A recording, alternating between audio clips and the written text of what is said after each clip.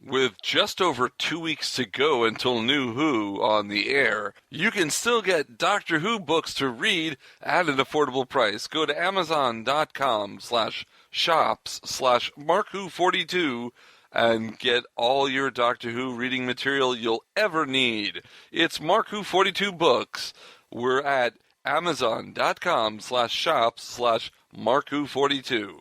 And if you want to listen to a book instead of reading it, you can get an audiobook, a free audiobook download, and a free month membership with audible.com. Go to audibletrial.com/markwho42. That's audibletrial.com/markwho42. Read, listen, and in just 2 weeks, watch new Doctor Who on the air.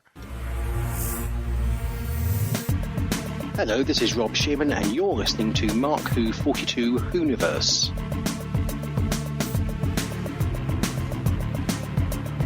Mark Who 42 Whoniverse. Welcome to Mark Who 42's Whoniverse, Doctor Who Whoniverse, that is.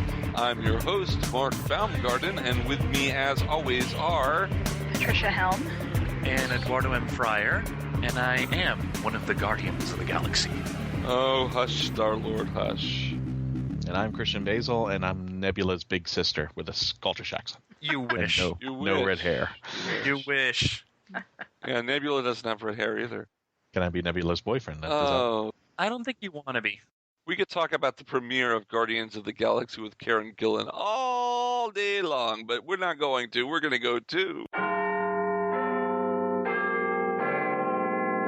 Well, first, we're going to go to Doctor Who News with our Doctor Who correspondent, Patricia-Helm.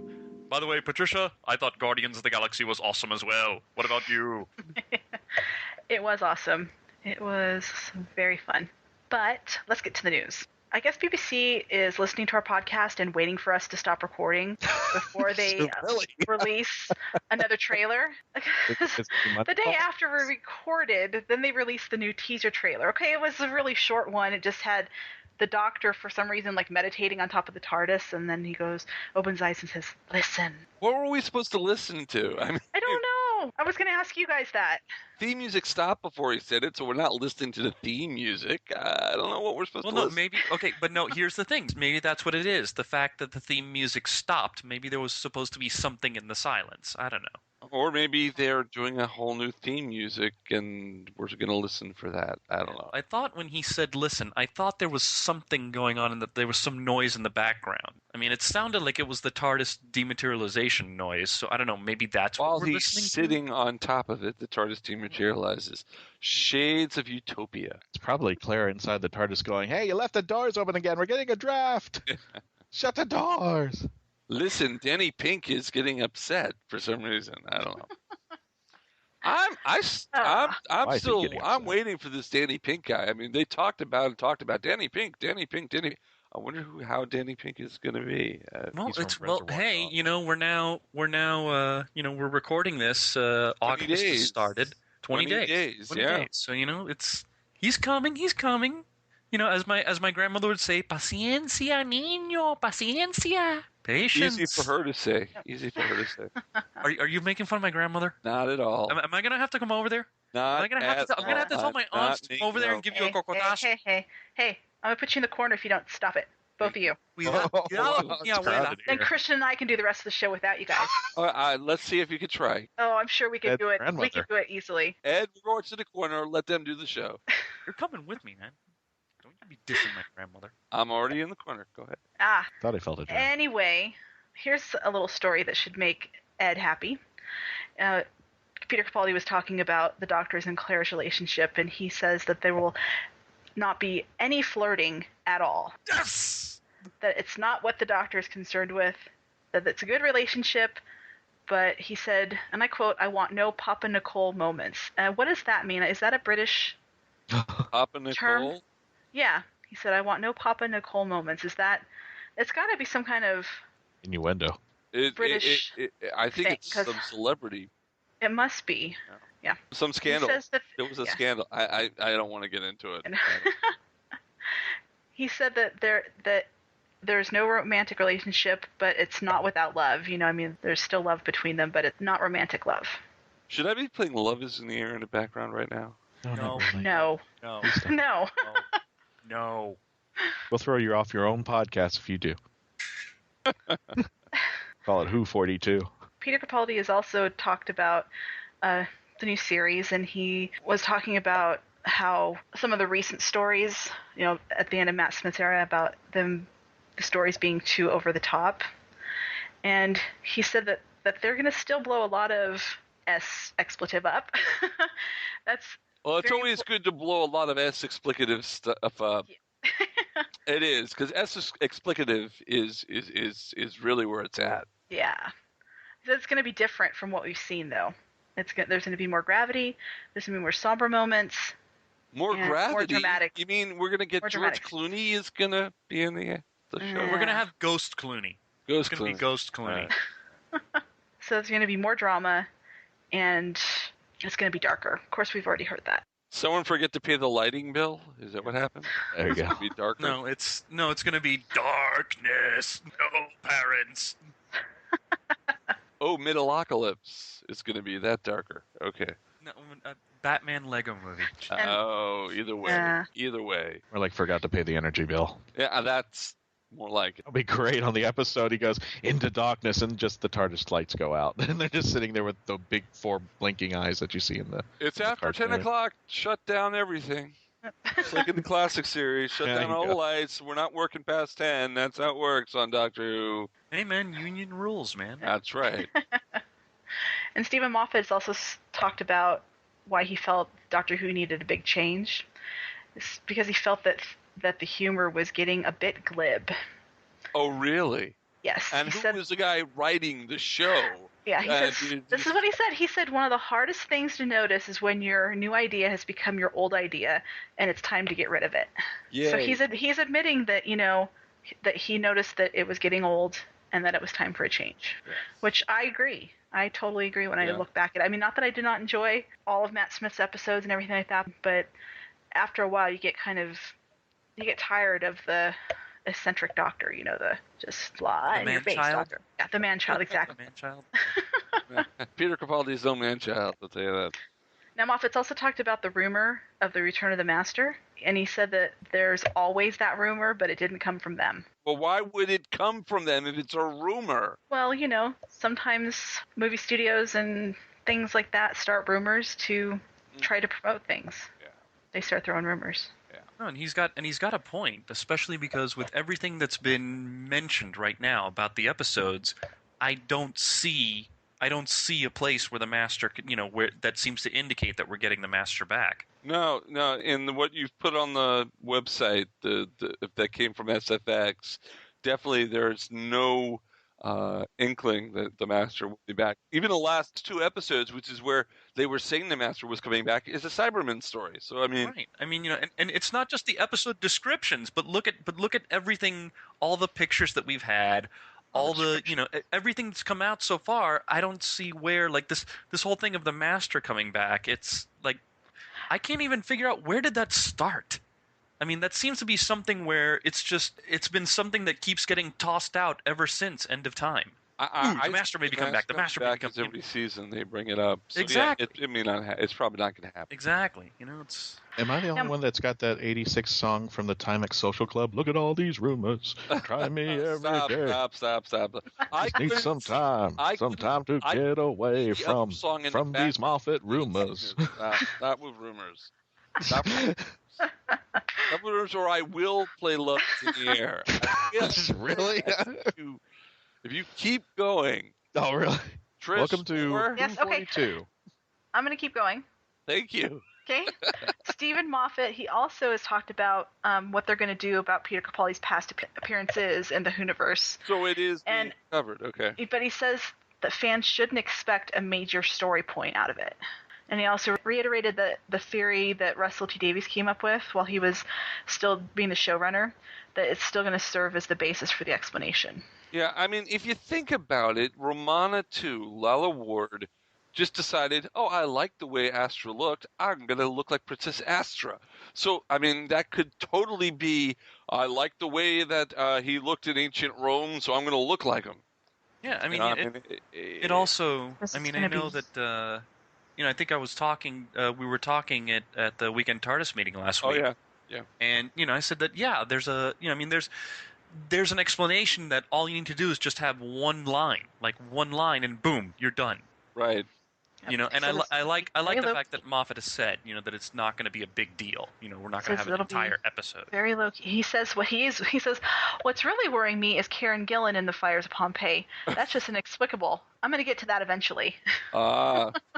Is he joking or? I don't know. Oh, Stephen Moffat, you cruel. Then again, remember that image from the trailer. I mean, it could be a joke. It could be a hey, nudge, nudge, wink, wink. And Rory could come back. I mean, it is ancient Rome. True. It is ancient Rome. True. So we could have Auton Rory.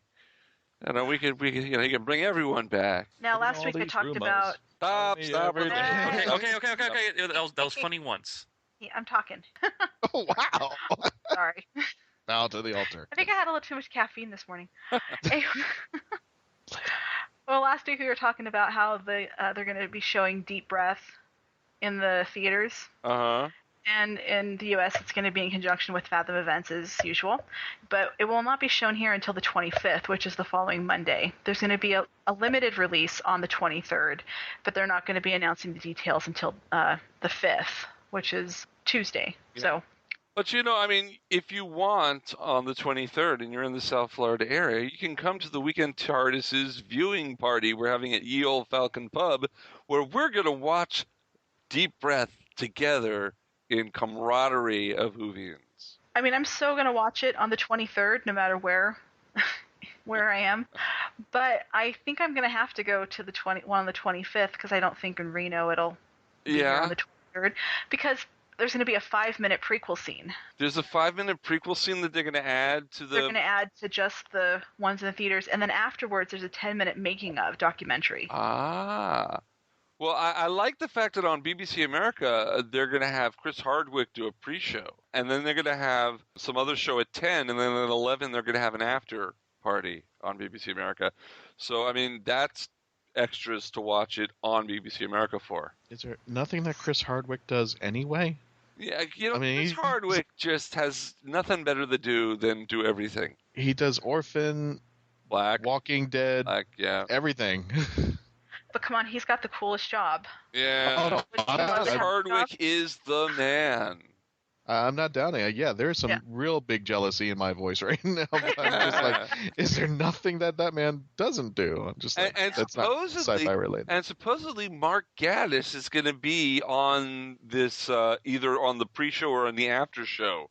So we're it's not just going to be random celebrities talking about it. We're actually going to have Doctor Who guy Mark Gatiss on and Sherlock. So that should be cool. And he did remember Gatiss was also on Game of Thrones. So. Oh, was he? Okay. Yeah. I haven't gotten there yet, Mark. Game of Thrones. I'm nowhere near there.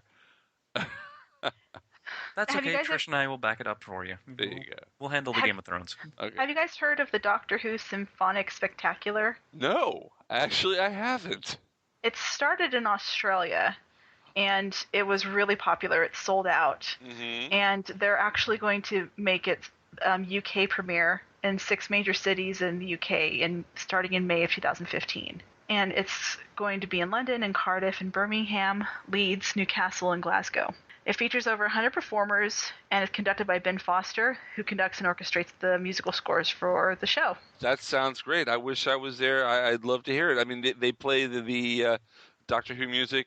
Is this the thing where they have they do it outside and they put images on the buildings behind it? I'm not sure if it's that one or not, but I know that they have a lot of the Cybermen and the Daleks and and things. So I guess it's similar to the proms in a way. Oh, okay. But tickets go on sale. They went on sale on Friday, actually. So for all of our UK listeners, go buy them. Tickets start at £20 per person. Now, do you guys remember the book 11 Doctors, 11 Stories that was released? Yes, I do. Well, they did something that's kind of cool, but also a bit shady in my book. Author Holly Black, who wrote the Spiderwick Chronicles, she's written a 12th Doctor story. Oh. For 12th Doctor. It's called Lights Out. And so they're re-releasing a new paperback called 12 Doctors, 12 Stories. You gotta buy a new one. If you bought the first one, you have to buy a new one. That's not fair. They're taking advantage. I didn't buy 11 Doctors, 11 Stories. I downloaded. You got the audiobook. Audio. Yeah, you bought the audiobook. Audible. Now you're out. You have to buy another. You have to join audibletrial.com/marku42 and get the 12 Doctors for 12 stories. Well, it doesn't come out until October 23rd. Okay, but you can still join it, folks, because I love. That's the second plug I've done. I am drinking like crazy here. Hey, Mark, there's a wall outlet. Just stick your plug right in there, man. Help yourself. Family show. There you go with that. What are you talking about? We're talking about electrical plugs and outlets. Right. Yeah, but this is Christian. You're mind out of the gutter. Yeah. Now you go to the corner, and Christian and I will come back. Okay. What's this Christian and you come back? The two of us were set in the corner because you were dissing my grandmother. I wasn't. Oh, that's right. I forgot. Don't make me tell my Aunt Ia about you. Hey. You don't want Aunt Ia on you. I did not diss your grandmother. I said it was easy for her to say something in Spanish than it would be for me because I do not speak Spanish. Answer. Yeah. I mean, that's all I was trying to say. Let's go back to the news. Yeah. Yeah, no one wants to listen to this garbage. Let's go into Guardians of the Galaxy for a bit. Woohoo! Now, I watched it on Friday, and it was amazing. And I know that Eddie saw it yesterday, and he loved it, right? Oh, yeah. No, I loved it. I loved it, and it had a sense of fun. And the soundtrack was amazing. Wasn't the soundtrack awesome? That's the minute that you had the opening credits, and Star-Lord is going through the ruins, and he's dancing to Come and Get Your Love by Redbone. Yeah. Like, that whole sequence, I'm like, okay, now I know this is going to be a fun movie. This was director James Gunn saying, you know what, guys? Sit back and enjoy, because this is going to be a party. I have both Come and Get Your Love and the Pina Colada song. That was perfect in there, wasn't it? No, I have both on my iPod, and now whenever I'm going to be listening on my iPod and the songs come up, I'm going to be thinking of Pete Quill. Like, I'm going to be thinking of Pete Quill escaping from prison or, using that little lizard thing as a microphone while he's singing, Come and Get Your Love. Yeah. Why I can't play a simple music in the background, but they can sing. I don't understand why my podcast people are going music crazy like this. Well, because, see, when we do it, we're trying to enjoy ourselves, and when you do it, you're trying to torture us. There's a difference. Love is in the air. It's torturous. It's torturous. Like, it's torture. What did you guys think of Karen Gillan's performance as Nebula? Can she use her Nebula accent in Selfie? It would be nice if she would. Wouldn't it? Please, like her attempt at Ditz in Selfie, like, no. Use the Nebula accent. Whoever handled the special effects, I love that scene where she gets up after getting blasted, and she's, like, resetting all her bones, and, like, she puts her jaw back. Yeah. I mean, that was a great scene. And that's a great moment of just badass, of like, oh, okay, you think this takes me out? Okay, give me a second. Okay. Exactly. Now, did you guys hear that Zoe Saldana, that she's expressed her interest in being in Doctor Who? Woohoo! She says it's because her 11-year-old niece is a diehard Whovian. And when she was making Guardians of the Galaxy, she sent her niece a video of Karen Gillan saying hi to her. Oh. And it made her niece's year. And so she says that if she could ever be in Doctor Who, that she'd be cool to her forever. Well, I gotta say though, having Aunt Zoe send a message from Amy Pond saying, hi, that's, I mean, wow, that's, yeah, I'd say she's set for a while. And have the episode directed by Peter Jackson. Yeah. Oh. Wait, now Peter we're going to really Jackson have an directing episode. an episode. Peter Jackson directing the episode, guest starring Zoe Saldana. Okay, that. Wow, I think you'd have a break the internet. You'd have a break the internet moment right there. That would just destroy the internet. iPlayer would be like ruined forever. Exactly. You cannot access iPlayer. Sorry, the Whovians have taken over. BBC and Doctor Who ruined iPlayer. Oh my gosh. Maybe the problem is it says the BBC, the heads of BBC are going like, we have a problem. And what's that? Well, Doctor Who got the highest ratings ever in Britain. Yeah, and the CEOs are going, well, so what's the problem? They said, we got like 30 million people watching in Britain. It just have like this huge like mecca of like people watching just alone for that one episode. We had one birthday this week. Do you want to play the birthday song? Oh, yeah. The Whovian birthday this week was Rupert Holiday Evans. His birthday was actually yesterday. He turned 50. He played Colonel Mace from Unit in the Sontaran Stratagem and Poison Sky. Okay. So happy birthday to him. Happy birthday. And I know that it wasn't, this guy is not Whovian related at all, but I think he's totally awesome. Kevin Smith's birthday was yesterday. Kevin Smith's birthday. 44. Oh, our yeah. Our fellow podcaster. Yeah, Smodcast, we salute you. And also, I think earlier in the week was Will Wheaton's birthday, and he turned 42. Wesley Crusher turned 42. Do you know how old that's making me feel? Now he's invincible. Oh. Yeah. According to the Hitchhiker's Guy. He just needs a shave. He could look like he could do Star Trek Next Generation again. And that's what's scary. And although I gotta say, did you ever see that? Did you ever see that video from one of his from like a convention appearance? Yeah, the bullying one. I've only seen part of that. Yeah, the one where he says it does get better. Things get. I mean, say what you will. You could make all the Wesley Crusher jokes you want. You know, you could make fun of him all you want. That video tells me that I mean, he's a good egg.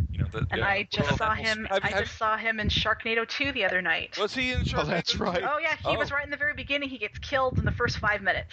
Wow. It was really awesome. So does Kelly Osbourne, and so does. Hey, is there thunder going on here? I'm hearing thunder in the background. I'm hearing noises. Yeah, there was like a stormish noise. That's the Sharknado. You know what That's the Sharknado coming. Was that the Sharknado? That was the Sharknado. Okay. We had to talk about it. My air conditioner just came on, and I'm sitting under it. Sorry. Oh. The wind is blowing on my microphone. Okay. Try that again. Right now. No, leave it in. It was funny. Okay. Well, no, you know what? Hey, that's wow. me. The Sharknado's getting close. I can hear it. Okay. Well, hey, you know what? Mark and Christian can quake in their boots. I got enough sharp objects. Those things want to crash through my window. That's fine. I'm having shark fin soup for dinner then. But she's in Vegas. Come on, bring it on. I'm not in Vegas. I'm in Reno. She's in Reno. It's a difference. Get it right. Okay. Yeah. But you know what though? If you guys liked Sharknado, the first one. Yeah. Second one is so much better. Or rather, so much worse. So much worse. Yeah, I mean, it's so much worse that it's so much better. Yeah. Oh my God, I laughed the whole time. It was awesome. I really hope the Riff Tracks guys are working on this one too. I'm sure they were watching when it came on, and they already started jotting notes. Oh, I hope so. Now, gang, we have a show for you, and I hope you're sitting comfortably in your chair because this is a long show. This is a bumper show. We have got an interview with Doctor Who writer Robert Shearman, and that is coming up next here on the Mark Who 42's universe. We'll be right back. I'm Colin Baker, and you are listening to Mark Who 42, The Meaning of Life. Welcome to a collaboration between the Geekcast Radio Network and the Pop Culture Network. This is From the Command Center, the podcast. I am your host, Steve Joe and Mike from the GCRN, and joining me is Zordon himself. Scotty Cash. That's right, Scotty Cash from the Pop Culture Network, and today we're introducing you to the audio version of From the Command Center, the podcast that will entail our intake on Mighty Morphin Power Rangers, the episodes, the seasons, and all that other good stuff. The voice of Christian-basel, take one. Hi, I'm Christian-basel, and I would like to provide my voice for all your voiceover needs, such as... Okay, like an announcer. Like a what? Like an announcer. For all your voiceover needs, such as animation, radio, announcements, introductions... Now an old man. I can even record voicemail for all the Meshuggahs that call you. A pirate. Arr, and it won't cost you a lot of treasure for me services. Arr. Creepy movie voice. Just call 407-761-2679. 407-761-2679. Or email voiceofchristian-basel@yahoo.com. Well, how was that? That's a wrap. Do you like retro shows? Did you grow up in either the 80s or the 90s? Then tune into Telecast, GeekCastRadio.com's newest podcast. Join us here on the Telecast as we revisit some of your favorite shows, such as Clarissa Explains It All, Salute Your Shorts, Saved by the Bell, and much, much more. Only on GeekCastRadio.com. welcome back to Mark Who 42's Whoniverse, Doctor Who Whoniverse, that is. I'm your host, Mark Baumgarten, and with me, as always, are Eduardo-m-Freyre and Christian-basel. Trish is sitting this one out, but we've got someone taking her place right now. We're going to interview a very big Whovian, Robert Shearman. Hello, Robert. Hello. Hi. Hi. I am a big fan. I've known you since you were Jeremy Ledbetter. Oh, my word, yeah, Jeremy Ledbetter. I haven't heard those two names in a very, very long time. Yes, yeah. That was my pseudonym, of course. Yeah. Very, very briefly. For reasons I don't quite remember now. Maybe it was because you didn't want the BBC to know that you were the ones writing the not real Doctor Who story. I don't think the BBC necessarily really at that stage cared. I mean, the impression I got was that, because it was one of those final BBV audios I did, wasn't it? Yeah, it was Punchline, yeah. Yeah, and it was pretty much towards the end. Right. And Big Finish were coming in. I think actually it was probably done, if I'm honest. The reason that BBV found me was because I'd been commissioned to do Big Finish.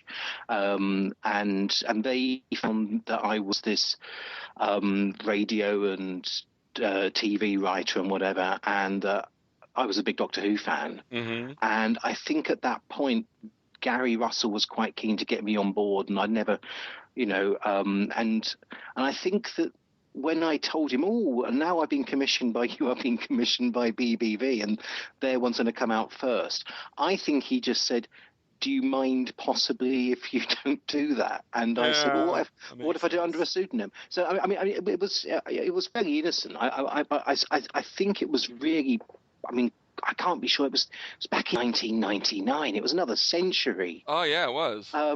But I think it was partly I thought it wasn't fair that Big Finish had gone out of their way to try and commission me and track me down. I didn't want them to feel that they necessarily were going to feel that they'd taken me from BBV, because in fact BBV found me through Big Finish. So I gave them the option of saying if they wanted me to do it under a pseudonym I would, and they said yes, we would prefer that. So I said fine. Where'd you get that pseudonym from? That's from wasn't that from a TV series? Yeah, Jeremy Ledbetter was the part. Well, Jerry Ledbetter. Right. Was the part in The Good Life? I don't know whether. It was The Good Neighbors. It was called The Good Neighbors in the States, but The Good Life. I remember it. And I love Felicity Kendall. It was Paul Eddington who we know very also for being Prime Minister over here. Yeah. And he was Richard Briers' neighbour. Right. And I thought, let's take a good second. That's right. Keefe's husband.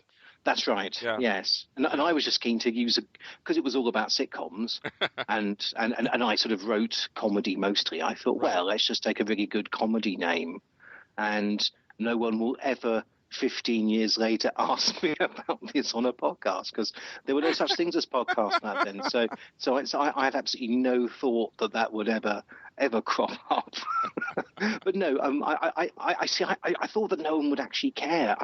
Even though I was a very, very big Doctor Who fan, and I knew, from my own childhood and going around doing a fanzine interviewing everybody and anybody who'd ever been involved in the show, I never thought that sort of level of attention would ever come back again, because of course the show was dead and had been dead and was going to be dead for another, 4 or 5 years at that point. And I just never assumed that anyone would treat the audios, whether it was BBV or Big Finish, right, with any of the same sort of attention that the TV show had ever had. So I just thought, no one's ever going to remember this.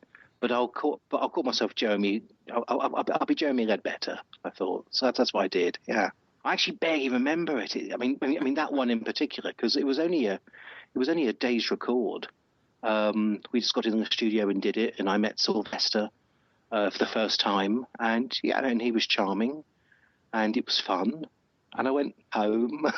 So wait, so that's when you met Sylvester. So I met Sylvester way before you, because I was on the first Doctor Who sea cruise back in 1988, and so I met Sylvester then. I was on the cruise with him. My word, because I have done one of those sci-fi sea cruises. I did one Dan in Harris is a friend of ours. 2004. Yes. Oh, yeah. Well, Dan, bless his heart. I mean, he got me on two of those wonderful cruises. But the one that was the most dramatic, and by dramatic I mean it wasn't on the Mediterranean visiting France and Belgium and whatever. It was actually around the Caribbean, and I was on with Fraser Hines and Lisa Bauman, and indeed Sylvester McCoy. And by this stage, I knew Sylvester a bit. Yeah. But it's odd. I mean, even though, and the really odd thing is that I've been on the sort of mild convention circuit now for quite a few years now, because having done Big Finish and then doing the TV show. But if I meet anybody from the old show itself, still very nervous of them. I mean, I find it very hard, even though I know Sylvester a bit, to go up to him and say, "Hello, Sylv, how are you?" Because I think that's Doctor Who. Yeah. And in fact, there's a story about that which I shouldn't tell, but I will, because I'm in that sort of frame of mind. I remember Stephen Moffat telling me that a few years ago he was at a party, and Peter Davison was there at the party, and Peter had been working for Stephen's wife doing a TV show, but at this point Stephen had never met Peter. They're actually very good friends now, but they didn't know each other at the time. And I think that Stephen was so nervous of meeting Peter Davison that he hid in the toilet for quite a long time. Because you don't actually want to confront the fact that these people you're meeting were your childhood heroes. I've met Davison now several times, and I call him Davison there to make it sound like it's, like I'm terribly flip about the whole thing. But actually, but I'm still too nervous to really speak to Peter Davison. If I see Peter Davison, I say hello, and he'll say hello. And I don't think he has any idea who I am. I think he thinks I follow him around because I'm often doing the same conventions as him.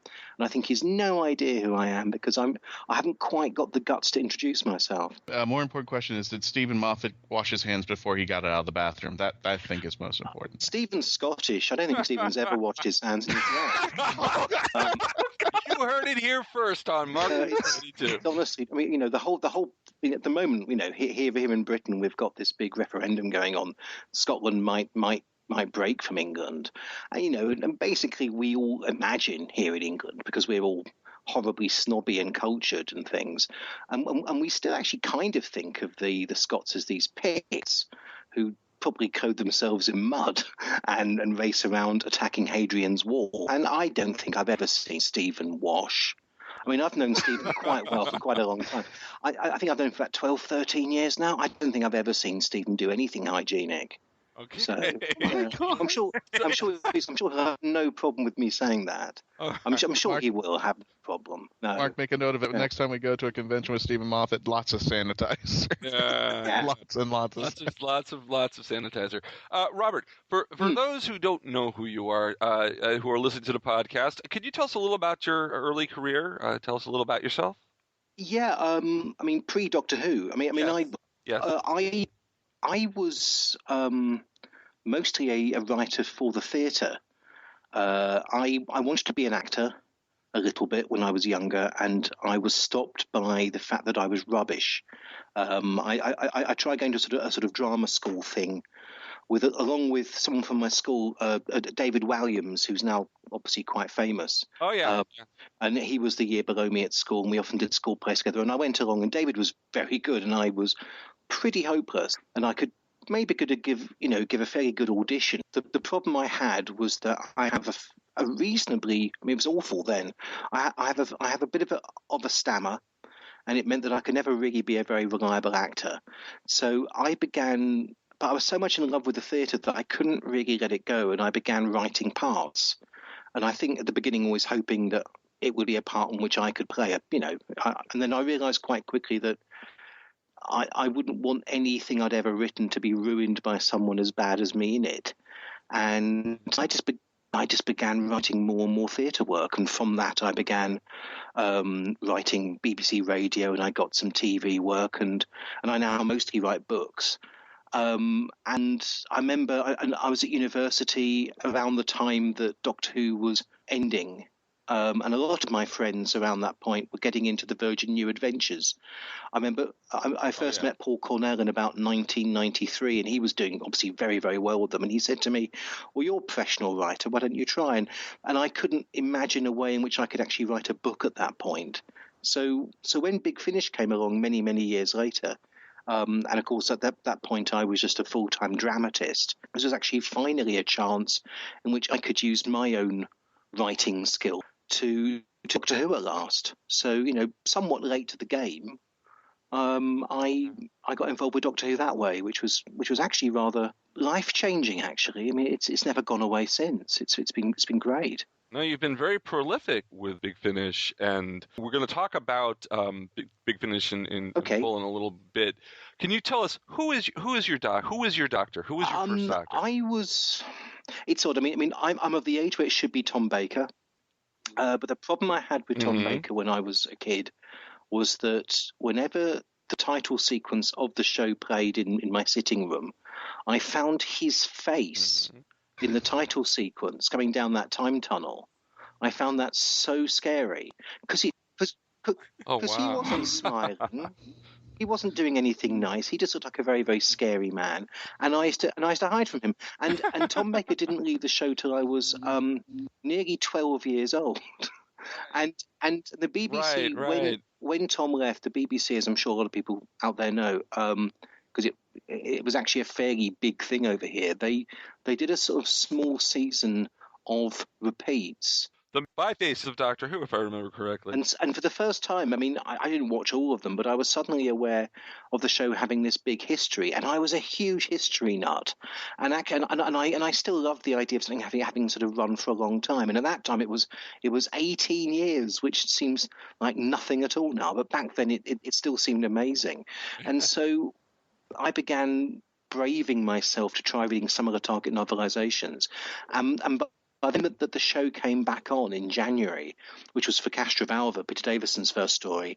It was my first ever Doctor Who story I'd ever watched completely, but I already kind of knew all of the references, and so I became a fan pretty much fully formed when Peter Davison took over. So Davison for me was, I mean, those 3 years of Peter being on the show were, that was me at my most obsessive. That's when I could do nothing but talk and think about Doctor Who and do Doctor Who lists and watch and put Doctor Who on audio tape and listen to it over and over and over again. I can probably still, if someone began a quote from anything, probably do the next line still. I mean, I've listened to stories like Kinder and Earthshock on audio cassette more times than I think better, more sensible kids would have listened to pop music. I mean, for me, listening to Yeah, me too. I watched Doctor Who. It was on 5 nights a week. The Tom Bakers were on. We were so jealous of you. Every time they were on, every night. In Britain, I know. We went on holiday.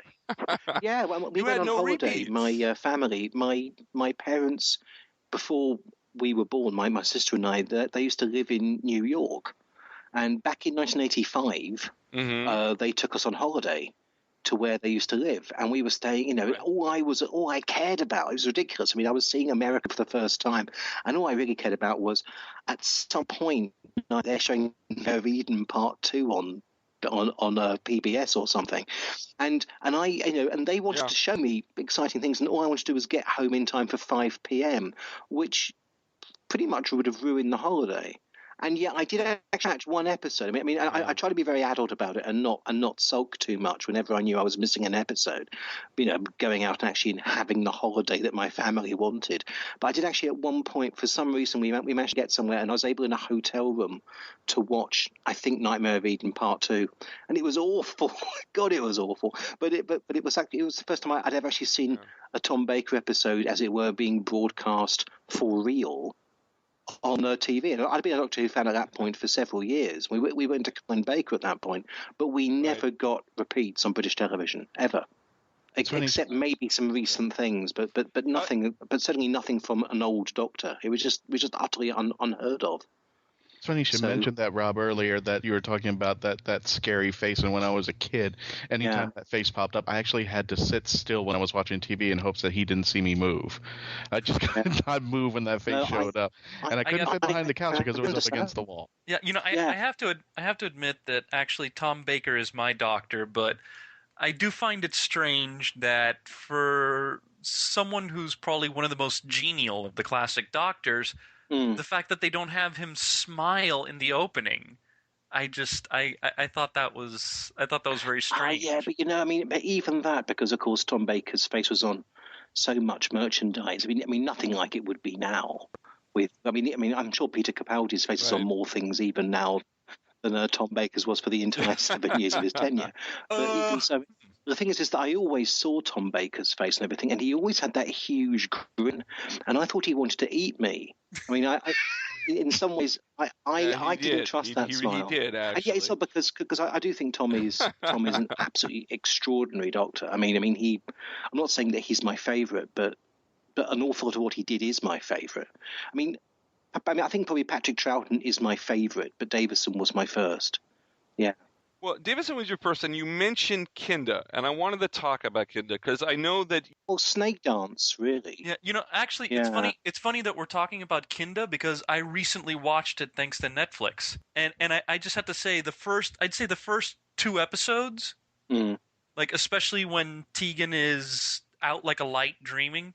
That has to be one of the trippiest things I've ever seen in my entire life. I think it's the only time, Kinder, again, because I came into Doctor Who at a time when I was a bit too old to scared by it and was more scared by a thought of what it was. So I remember watching Castrovalva thinking I was being terribly brave, finally watching it. And there was nothing in Castrovalva at all to scare me and nothing in Portal Doomsday to scare me. And when it got to Kinder, I was getting just a little bit... I don't know. Kinder was the only time. It was the moment. It was the fact that it was so weird and trippy. I remember when we dive into Tegan's eye, and we go into that place where she's sort of trapped in her own head, and then there's that bit also when Richard Todd is given a box and he opens it and his face goes red, and these things really quite scared me. And that's the only time Doctor Who has actually ever genuinely scared me as I've watched it, as opposed to the actual idea of Doctor Who. So Kinder has a very, I've a very, very fond memory of Kinder. No, the guy that's talking to Tegan in her head. I'm guessing that was like the representation of the Mara. He was just weird. I'm just looking at this guy and I'm like, what is up with him? No, that's right. I mean, and because also it didn't feel. Again, I've been reading lots of Target novelizations, as I say, as my way into Doctor Who, and Kinder was like nothing I'd ever read into Doctor Who. Kinder came in last in the season 19 survey in Doctor Who magazine, but Snake Dance was the number one. Yes, it's strange, that isn't it? Because I mean, people generally now. I mean, I argue a lot with friends, because we have nothing else better to argue about, obviously. And I still kind of prefer Snake Dance to Kinder. Snake Dance was always, and probably still is, my all-time favourite Doctor Who story. It's just one that I just feel it's not anyone else's favourite, but for me, it's a time when I really utterly felt so proud of that episode and of the show at that point. What were they trying to do with Martin Clunes in that one? I'm sorry. Ruin his career, practically. Ridiculous. No, but it made his career. Martin Clunes is deliberately wearing a ridiculous costume at the end. I mean, he's meant to be. And the makeup. It's his first TV job, I think. I think he's wonderful in it. I found as I became a writer, and I go on a great length, I know, on the DVD about this, but it's true. I found myself, whenever I wanted to get into writing a few years later, I would try and remember some of the sort of the actual subtle ways in which that character and what Martin Clunes was doing it would be coming out. I just think that I think it's so well written and so well performed and so well directed. Actually, Snake Dance. It's so clever, and yet I still think probably Kinder is the better story. I just prefer Snake Dance. I was at this point a big Doctor Who fan, and I just felt proud of it. I just seen Arc of Infinity, and it wasn't very good, and I thought, oh, well, fair enough. And Snake Dance just really blew me away, and I have such a fondness for that. Yeah. Yeah.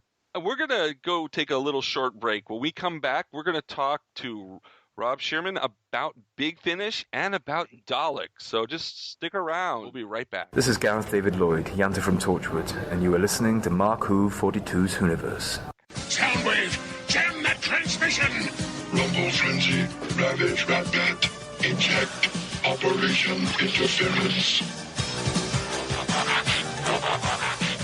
No, there will be no Operation Interference. I am TFG1 Mike, and you should be listening to my very first podcast, the TFG1 Podcast. 24 episodes covering the entire U.S. run of the 1984 Transformers cartoon. I also have a few supplemental episodes and an interview with Stan Bush. I bring in guest hosts who will be full-time co-hosts in Steve Megatron and fan of the show now co-host Pecan Court Michael. So check out the TFG1 Podcast. You can find it on iTunes and the web at www.geekcastradio.com. Transform and roll out. And we're back with more of Mark Who 42's Whoniverse and Rob Shearman. Christian, do you have any questions to ask Rob? Actually, a comment for Rob, because I just recently purchased, here we go, guys, take a drink, from Mark at Amazon.com / oh, that's right. Yeah, Mark Who 42 books. Mark Who 42 books. Actually, I bought it from Hurricane Who, but we just wanted to throw that plug in there. Yeah. The Holy Terror, which has now become the Holy Terror. My favorite big thank finish. You. Oh, thank you and so I much. Was, and if nobody has heard it, this is something you really need to listen to, because one of my favorite. People generally haven't. It's very odd. It was one that people get put off because it has the penguin in it. But the penguin was the best companion. I'm very, very fond of that penguin. But the thing is it's a very strange thing. I think that the year that Big Finish started, and we all noticed this actually, there was a way in which, it began being very, very early on, only for the first few releases, a sort of a release every 2 months. And then it stepped up to being one a month. And I think people were saying, this is great, this is expensive. And a lot of people told me they were looking for one they didn't have to buy. and all over it, they said, well, it's a sidestep. I mean that's how it's described, because it was a sidestep into a 2-dimensional universe, and everyone just thought, we haven't got to bother with that one, and therefore people didn't. And the trailer, it's a perfectly good trailer, but it doesn't really give an indication of what the story's about. And I think people heard the trailer and thought, it's a guy playing in a bath, and he's got a kind of not very necessarily very convincing New York accent, because actually Robert Jezik is actually Canadian. He's not New York at all, which I think does perhaps stretch people's credulity a bit. And then you just think, I think maybe this will be the one that I won't get. So it took years I think to make any money, Holy Terror. And I know that because, of course, I do get royalties. So, no, thank you. No. Well, for me, it was interesting because I did hear the trailer beforehand. I said, well, I'll get that sometime later. And then I bought it from Mark. And then that small bit, and I won't give too much away for people who have not heard the story, because if they hear it, it's one of the most fun. To me, it encompasses Doctor Who, because you think at the very beginning, it's this lighthearted, kind of goofy thing. The TARDIS goes on strike. But the moment that Frobisher and the fish at the very beginning is going to encapsulate what the story is going to be at the end, and then you realize you think you're on this little boat cruise ride going through this nice little happy thing, and the whole time you've been on a roller coaster ride, you don't even know it until the very end. And that's how I saw this story. Oh, it's a very, very brutal story. I'm sorry that people hate on it because of Frobisher, because when I first heard of the character, I was like, a talking penguin on Doctor Who. And then what I did was I read some of his comic appearances. Like, most recently, I saw that the writers of the miniseries Prisoners of Time used Frobisher, and I was like, I don't know why people hate on this character. He looks like fun. He's absolutely superb. And to be fair to, I'm not going to actually knock my poor listeners for Holy Terror either. Holy Terror actually did. I think it was actually quite popular. It had to be, because the Maltese Penguin came next. Oh yeah, well, Maltese Penguin. Yeah, that's right. Of course. It was 33 and a half. I think it was the release of 33 and a half. They put a half on that one. That's right. Yes. But I don't remember Maltese Penguin quite so well. It was one of those which it's only one of the ones I wasn't able to go to the recording of because I was working. And it was quite quick. I think it's okay, Maltese Penguin. But Holy Terror is the one because it's also my first one, and and I do feel, I feel a lot of pride in it actually, and I remember how good Sam Kelly was, who's just recently died, who plays, you know. I won't spoil for people who haven't heard it, but he plays a very, very complex part in it, and I think he did it with such great humour, and he was such a nice chap as well, Sam Kelly, and he's such a good actor, and I was just terribly proud. I thought it would be my one and only Doctor Who story ever, and I came away from that recording thinking, I'm not sure anyone else will like it particularly, but I'm actually quite proud of that, and and people do still tell me that they. Like, you know, it often takes them 15 years to buy it, but when they get around, they often say nice things to me. So and it's the first time and it was through Holy Terror that I met a lot of my friends now. Like, I remember that's how I first met Stephen Moffat, because Stephen heard it and really liked it. It's how I first met Nick Briggs. Nick came up to me and said, I've just heard this new release and I really liked it. So it was odd. I mean, I didn't know many friends in Doctor Who at that time, but because of Holy Terror, I think they always sort of thought, oh, well, he's obviously one of us. He's written about this shape-shifting penguin. We can all let him into our hearts. And that's pretty much how I felt ever since. And then they let you play with the Doctor and Charlie. You got to do Chimes of Midnight. Yes, that's right. That was odd, actually. That was an odd experience, because it was commissioned and indeed written about a year and a half before it came out. It was very, very commissioned. And as a result, it was a year and a half before. It was before Storm Warning even came out, so I hadn't heard Storm Warning before I wrote Chimes, which means I was writing the Eighth and Charlie kind of cold as my sort of generic Doctor and companion, and hoping I wasn't getting it too badly wrong, based upon having read a few scripts. And I was quite scared doing that one, actually. I remember not being certain it had worked. And I remember handing the script in and thinking they were going to throw it back at me. And they didn't. They said, no, we're fond of this one. And I said, really? And they went away and recorded it. And I went to the recording. And I thought, I think it sounds rather good. But I still thought, I wasn't sure whether we were actually going to get away with it. And of course, it came out so much, much longer later. It was about the year 2000 we recorded it. It came out in 2002. I'd spent the entirety of 2001 thinking, when that audio comes out with that haunted house in it, people are going to hate it, aren't they? And then it came out and people didn't. It was a really lovely surprise. And I remember hearing it for the first time myself, properly, on the way back from a convention at which it had just been released. I'd never seen a copy of it before, and they gave me a copy, and I was really nervous of it. And I played it on the way home on my CD Walkman. Back in the days, that was what you had to do on the underground train. And I thought it was really good. I mean, and I felt very, very smugly proud of it.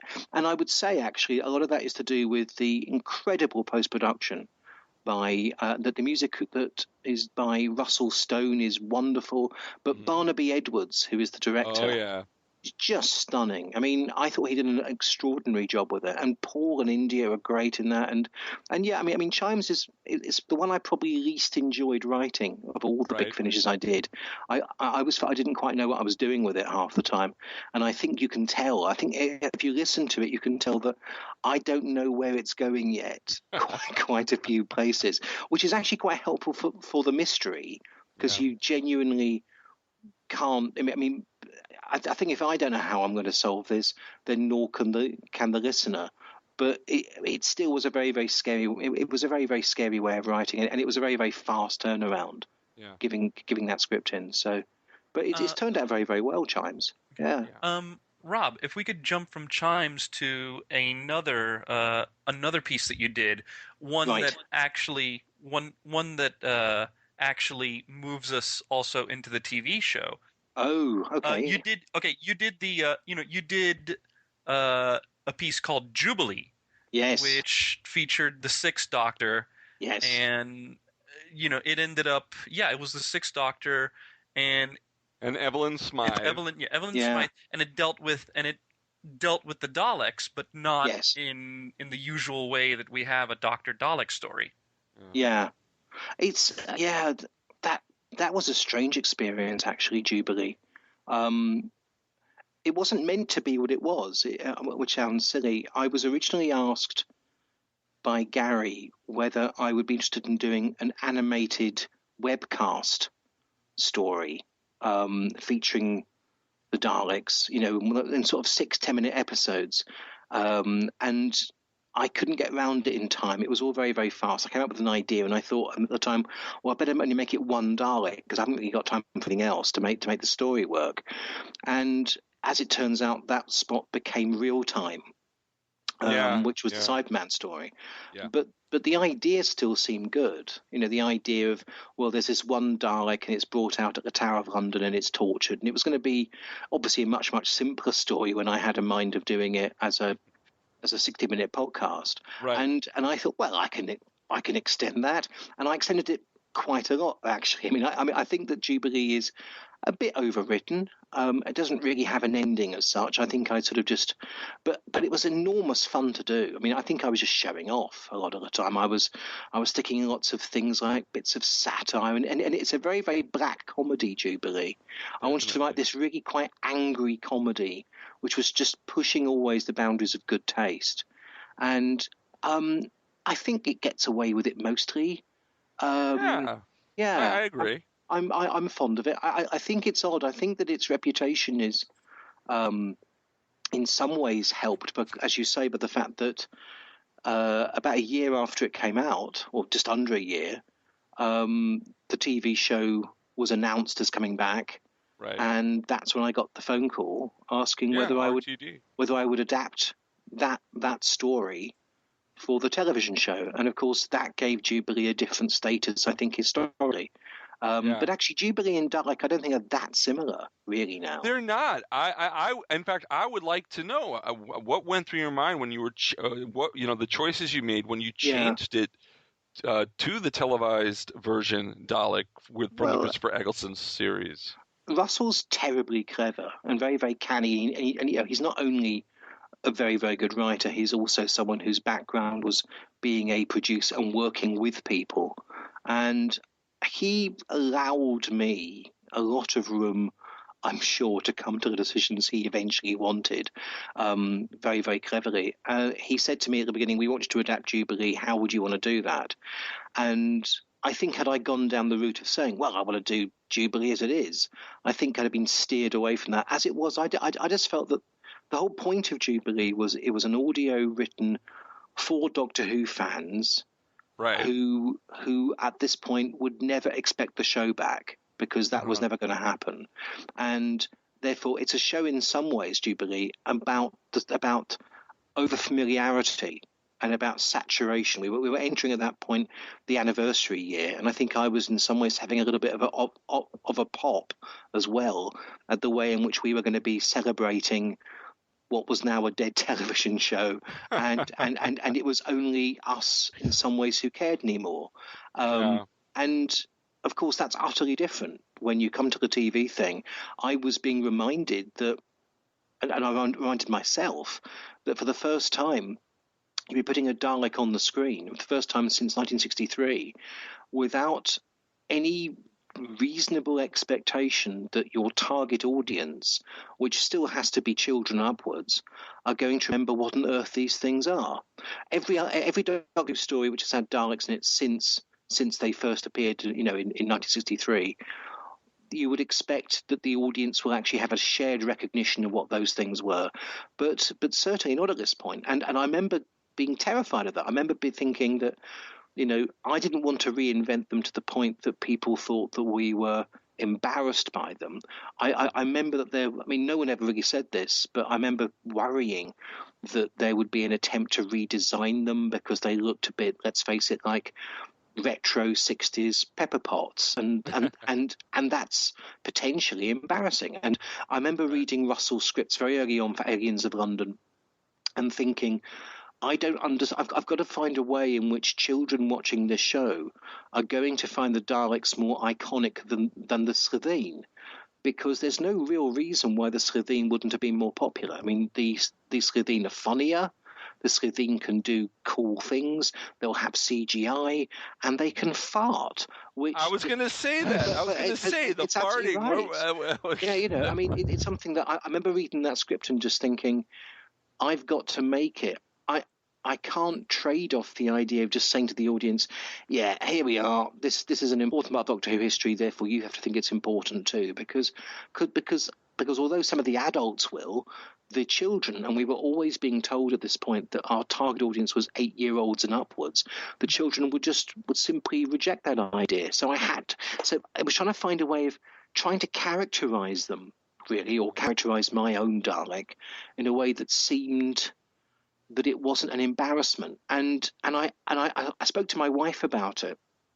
And I told my wife I'd got the Dalek job, and she said, bless her heart, she's not a big Doctor Who fan by any means. She said, oh, that's a shame. And I said, why? And she said, because they're rubbish, aren't they? She said. And I said, no, they're not. She said, they are a bit rubbish. Yeah, but your wife has been in plenty of audios. She has. You got her. So I was asking, so I asked her to give me a list of the things that she thought were rubbish about them, and that included, of course, things like the obvious, which is certainly general mobility issues, yeah, and the fact that it can't turn around in a corridor, and the fact that its dialogue is just it says nothing but exterminate, and it repeats itself all the time.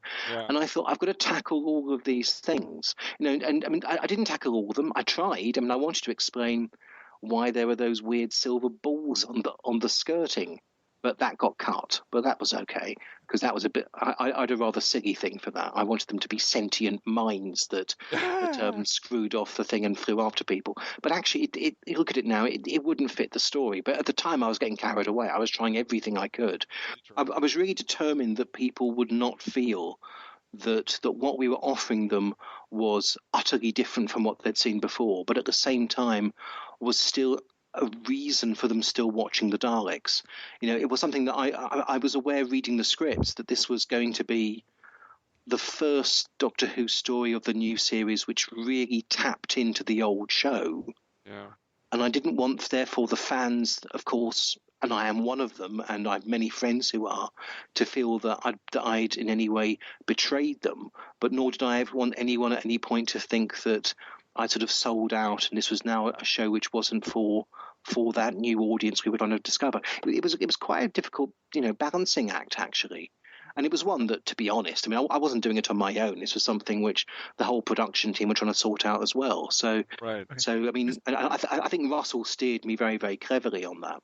I heard something about this episode, that when Doctor Who was announced by the BBC announced, hey, we've got the Daleks coming back. Yeah. And Terry Nation's estate were not that happy with that and almost took the Daleks off the table. Well, and they did take them off the table. Yeah, no, that's right. They were off the table, and you had to rewrite it. I did. Tell us a little about that. That was a scary time.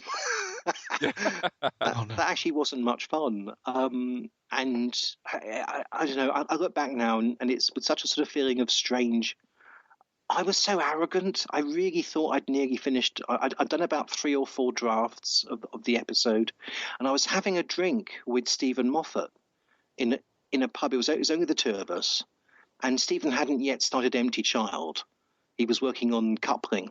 And I was saying to Stephen in that sort of, in a way that makes me sort of almost cringe now, I was saying, well, the thing about writing Doctor Who, Stephen, which you'll learn one day when you start, is blah, blah, blah, blah. and I had this phone call, and it was from Judy Gardner, the executive producer. And Judy was very, very chatty and nice, as she always is. And I went outside to take a call. And Stephen says that when I came back, it looked like I'd been mugged. I was actually holding myself completely differently. It was like I was holding my own stomach. I'd been so winded. Judy just said to me, well, it turns out we haven't got the rights to the Daleks, and we thought we had. We didn't check that properly. So we sort of needed a new story. And I said, right? And she said, yes, we need one quite quickly. And I said, mm-hmm. I remember saying to her, yeah, okay, no, I can do that for you, no problem. And then, of course, I just thought, what am I going to do? And I had some problems with that. And I came up with a few ideas that just weren't really floating. And eventually I went over to Russell's house in Manchester.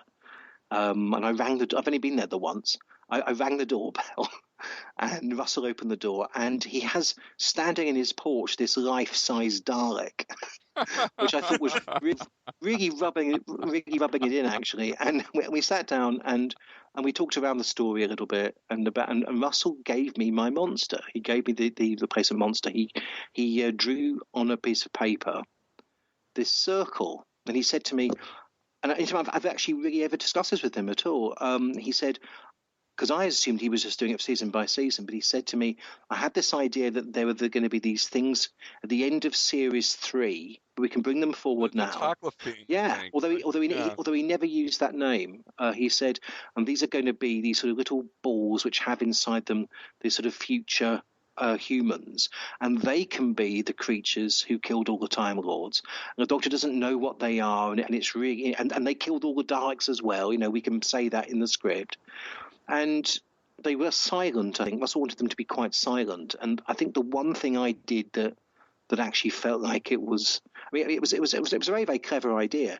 I was worried that they wouldn't have the same sort of iconic feel as a Dalek, which I think is perfectly reasonable. So what I did was I went back to the Holy Terror, actually, and I used that sort of character. I used the idea that this metal ball would sort of speak in this sort of almost sadistic, childlike way. And, and when they came back in Sound of Drums, genuinely, a couple of years later, Russell, I think, has sort of kept that sort of characterization, which I thought was actually rather nice, actually. But I was I did a draft with the. I called it the Sphere, and I was so it was scary. I really felt because I'm a Doctor Who fan, I know full well the history of Doctor Who is that every single series of the show there are going to be these casualty scripts which just didn't work out for whatever reason. Like the Killer Cats of Ginseng and stuff like that from season 15, and I just thought, well, this is going to be this one because I haven't got enough TV experience, because I'm not a particularly experienced TV scriptwriter, to turn around an entire new idea in 2 weeks with a new monster and get away with it. And I wrote a script and I tried very hard, but I wrote at the time thinking, you know what, I bet I get sacked after this, and I gave it a title, which is Absence of the Daleks, which was partly because I just thought, well, I'm about to become, I think, a footnote in Doctor Who history.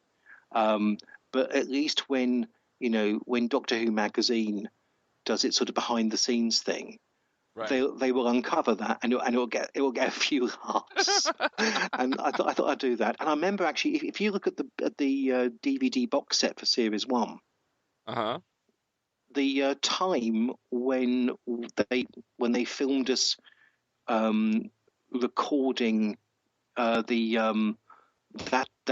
first read through, which was Rose and Aliens of London, is at the time I don't have a Dalek to write. So it's actually during that period when I am Dalekless on the script. And if you see me being interviewed, Mark Gatiss has a camera and he's filming us all, and I look really, really scared and pensive because actually at the time I was just thinking, I'm about to go read through. Everyone else I know is writing their scripts. I'm not even quite sure what I'm doing yet, and because it's all fallen through, and I'm not sure I'm ever going to be here again, because I suspect that by the time that there's another read through, Russell will have had to say, I'm taking over. And yet they fought really hard for me, and the next thing I knew was I got a phone call after I delivered my script, and Russell had said it was a good script, and I was waiting for notes, and I got a call from Russell saying, he said, "Oh, great news!" He said, "Julie Gardner's pulled the fat out of the fire, and we have the Daleks back." And I said, "Hooray!"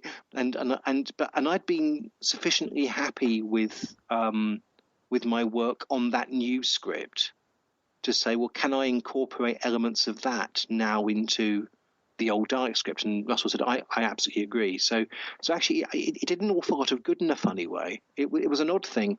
I think I'd perhaps in the early drafts been a bit too reliant upon the Dalek being the only important thing in the story. And I think that it's strange having to write around it as if it weren't any longer just the way you were selling the show, and there was now this big sphere.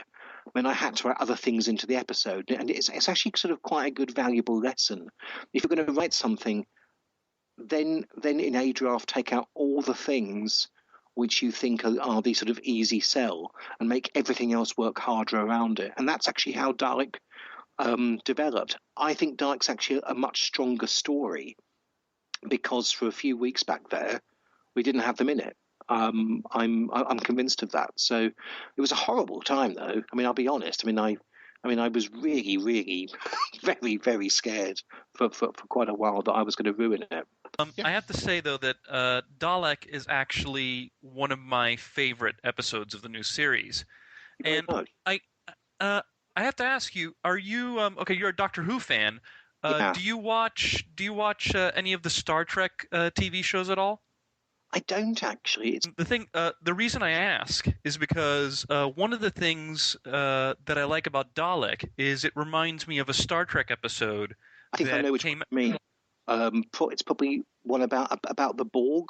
Yeah, exactly. Like when I think about that, when I think about the episode Dalek, I think about the Star Trek Next Generation episode I, Borg, because for me, when I watched Dalek, one of the things that gets me is that, like that Next Generation episode, it brings back an iconic enemy, an enemy that's supposed to be scary as heck. That you hear the word Dalek, Star Trek fans hear the word Borg. That's when you go, oh God! But then all of a sudden, you have the title creature, but it's not about. But you're not being scared. Instead, you're like, oh my God, poor thing. Well, this is the awkward thing, isn't it? I mean, I haven't seen iBorg. The thing which I've heard about it, which worries me in retrospect about it, everyone says it's a great episode, but they say that after you've seen iBorg, the Borg are never quite the same level of threat again as they were in stories. And of course, I was starting off the Daleks. I mean, I was the thing I was trying to do instead, and I'm not sure we got away with it, but I hope it worked, was I wanted people to feel a certain sympathy for the Dalek, but it never felt like it was anything still except going to kill people. So that when later on in the series, I mean, this is more for children's responses. I wanted to give a certain level of character to the Dalek, so that when you saw, 5 million of them later on screen in Bad Wolf and Parting of the Ways, you'd think all of those Daleks are just like that Dalek that I saw before, and actually, hopefully, that would actually make them slightly scarier rather than actually rather nicer. I think that it's odd. I mean, the people who write to me now, I mean, still, because I still get emails about it 10 years later, who get angry with me about Dalek.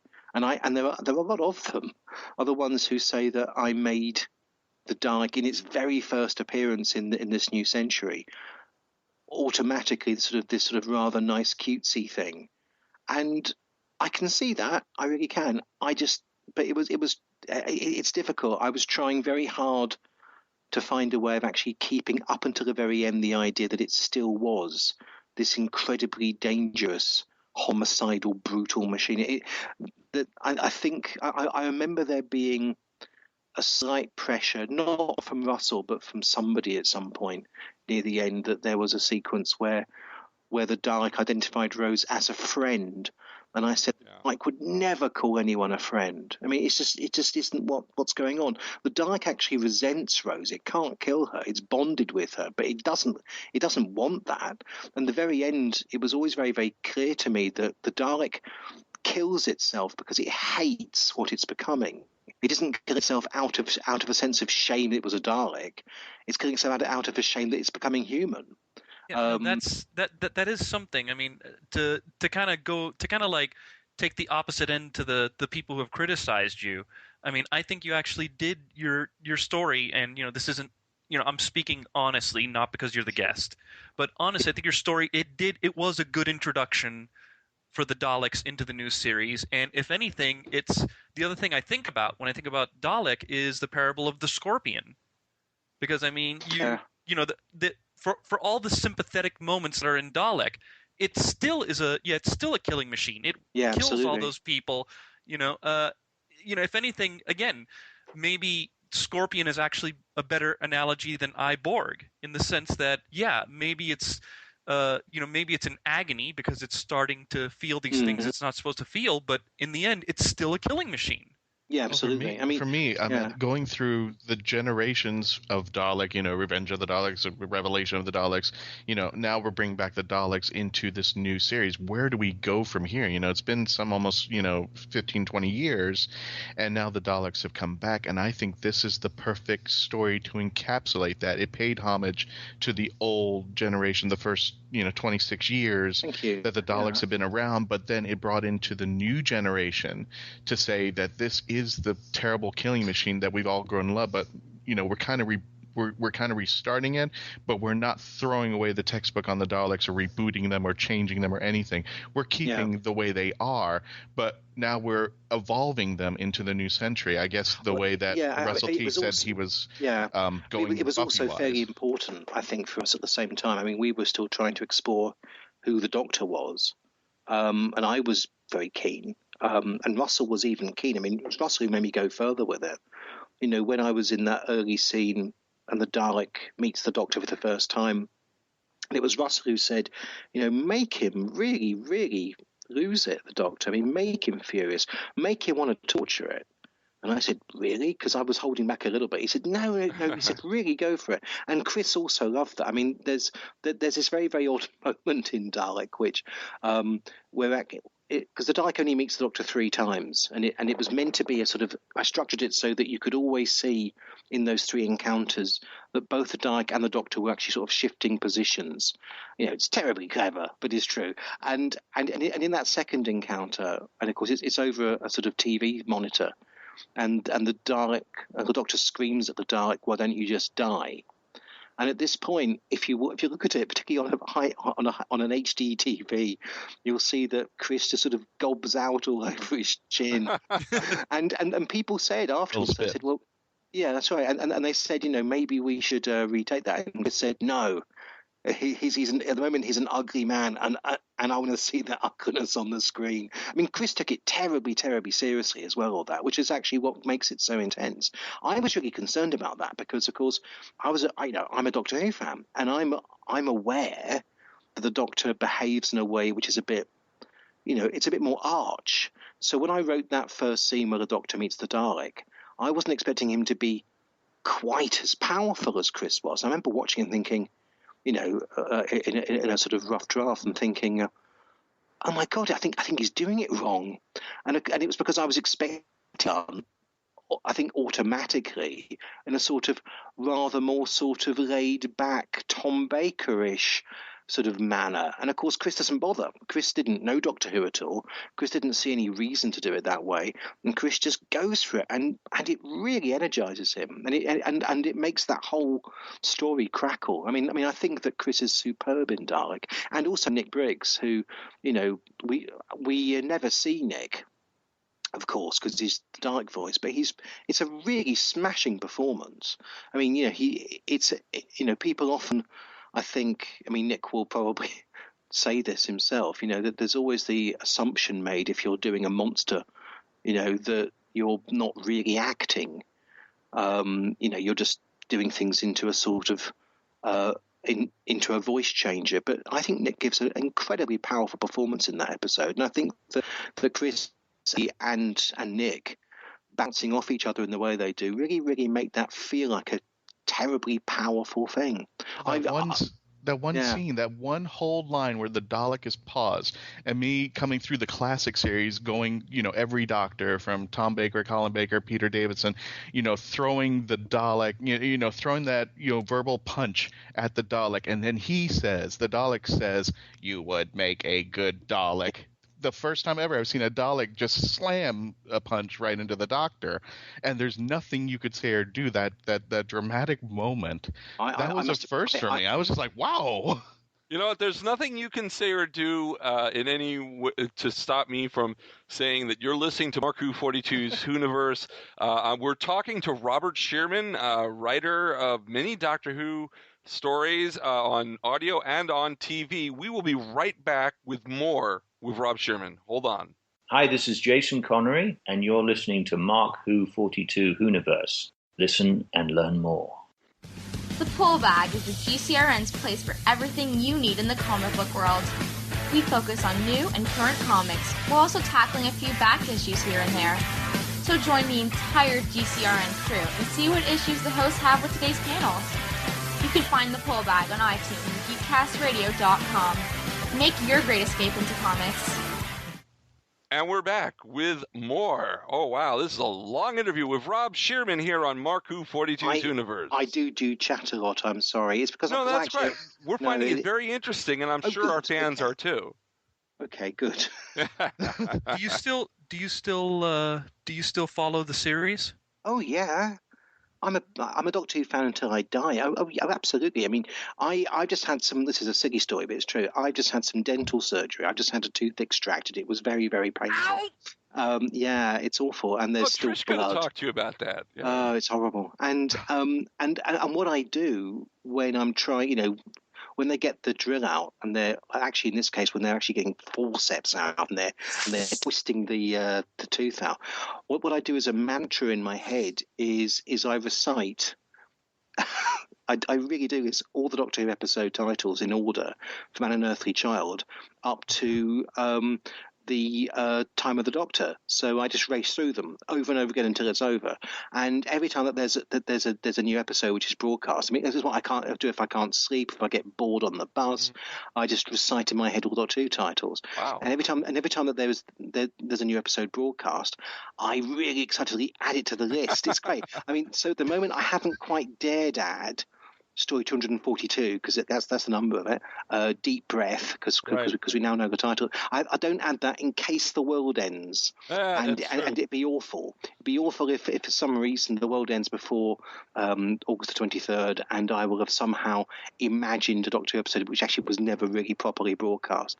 But once that's broadcast, I can go back to my anal life, adding on to the list another Doctor Who story. No, I am as passionate about it as I ever was. It's strange.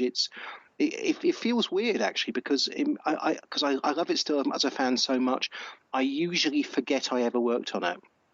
I really do. Okay, but it's funny we should bring up episode titles, or at least the fact that we get new episodes. One of the episodes, apparently it's being called Into the Dalek. I haven't heard that title yet, but possibly. Yeah, I think that's the title that we have so far. What we do know is apparently the plot would involve it's sort of the invisible enemy from Tom Baker's era, but instead of the Doctor and his companion going inside the Doctor's body, it would be the Doctor and his companion going inside a Dalek. Oh wow, that sounds great. We just wanted. This is something actually Trish sounds wanted. like good fun. Yeah, she had actually would have loved to have asked this question if she was able to do the take part in the interview. But yeah, she did want to know what do you think of that idea? It's very interesting. I think partly because, I mean, I don't know if it's true or not, and I really don't know because. Right. We can't be certain of it. No, it's that funny thing that particularly over the last couple of years, I mean, because Stephen and I are very close friends actually, and I don't want to be spoiled massively because I really want to see the episodes as they go out. Right. So I don't hear very much ever, but I think the thing about the Dalek stories anyway, over every other monster, it's odd. Most Cyberman stories are pretty much the same story. Mm-hmm. It's a similar sort of story. Dalek stories, whether it's power or evil or things like Revelation in the 80s, Dalek stories, I think because Daleks are so iconic, you can do stories actually which really play around with iconography.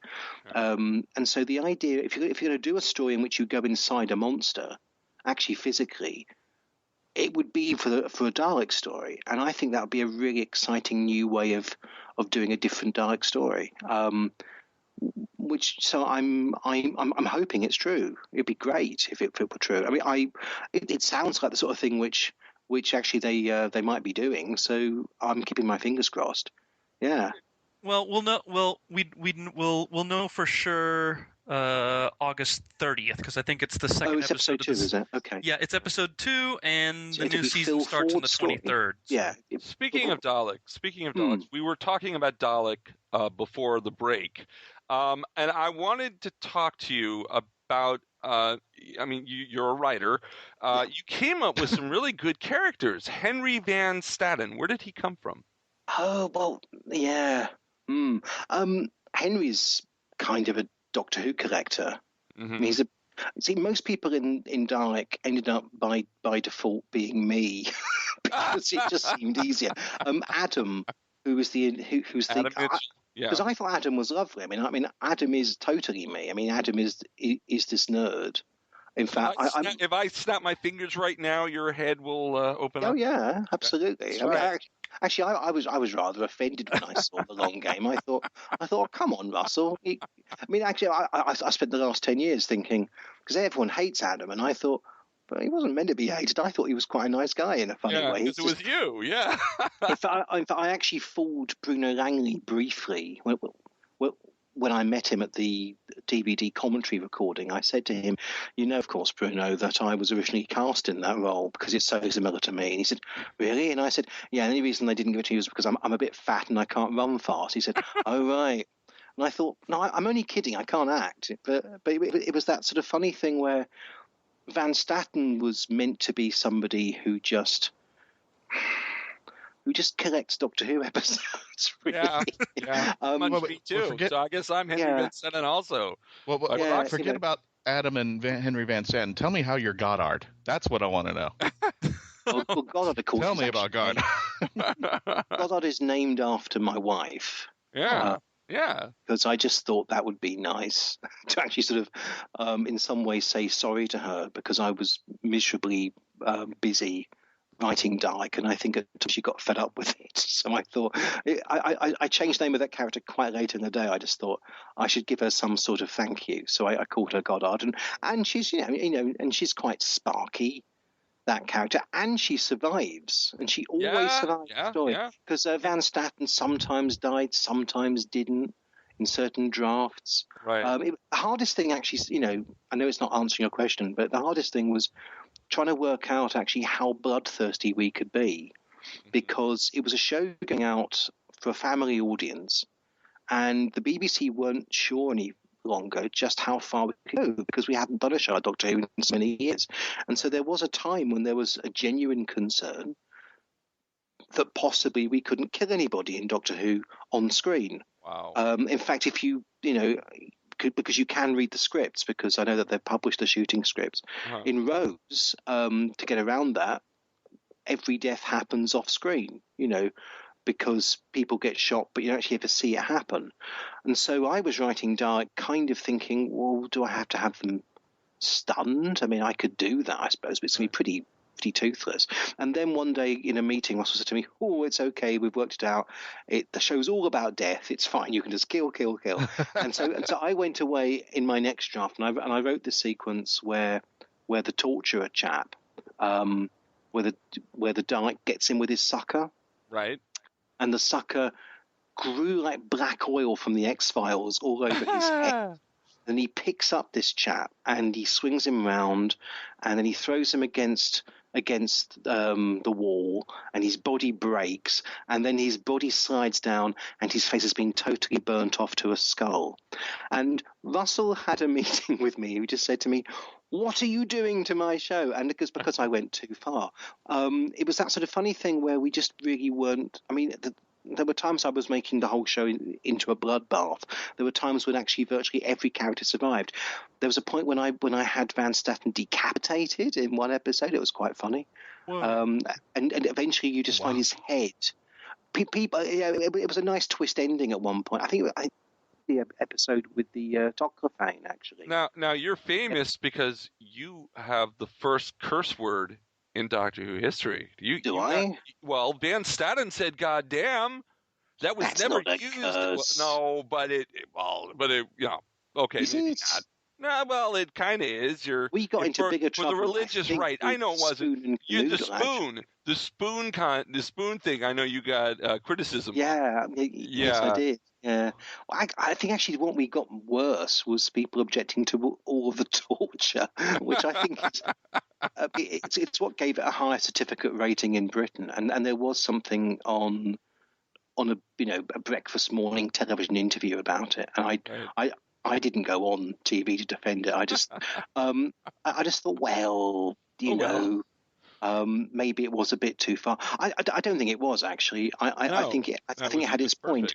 But no, I mean, people were objecting to the idea of spoon and canoodle, and I thought, really? I mean, I really wasn't going into any sort of bodily functions with that. Right. I mean, obviously, I could have done. I just I just held back. Yeah. I actually use that line in the bars. I go like, "Would you like me to canoodle your spoon this weekend?" Yeah. It doesn't go too far. That's how I first met Goddard. Was simply by in some ways, I put that into the script as a sort of little affectionate reminder for her that's how we first met. No, it's odd. By the way, I think yeah. No, how does Goddard feel about her television counterpart one-upping Van Staten and leaving him amnesic by the side of the road? I think she was happy with that. That bit was written by Russell, actually, because I left it more open-ended. But Russell had this really fun mind-wiping idea, and so all the mind-wiping is that, in fact, that scene at the end is the only scene I think in the script which is actually entirely Russell T Davies. So some of them are more like a synthesis of both of us. Some of them are mine. Some, but that whole idea is Russell's, and I think it's a good idea actually. I mean, I was quite keen most of the time that Van Staten survived. I didn't want Van Staten to die the normal death because I thought the whole point of the story was by the time actually the Dalek gets to Van Staten, if he kills him, it's kind of negating the point of the story I was telling, and there was a general feeling I think that got him off the hook a bit too easily. So yeah, he ends up eventually as some sort of homeless junkie, I think. And I thought, well, okay, fair enough, because he wasn't a very good man. I can cope with that. I think Adam comes off worse. Yeah. Yeah, and actually, speaking of Adam, did you see that he made a return appearance in Prisoners of Time? I did hear about that. I was delighted. Yeah, and actually, did you get royalties? Did you get royalties on that? No. But Adam I mean, how much? It's actually a Russell creation, but yeah. But how much of the miniseries did you are you familiar with? What of that comic strip? Yeah. Not much actually. I haven't read it because okay, well, I don't want to ruin it for you if you haven't read it yet. But is it Tony Lee's? I think Tony's told me a bit about it. No, I don't think Tony Lee did. Tony Lee did The Forgotten. Oh yes, of course he did. Yeah. But yeah, no. Prisoners of Time was two other people.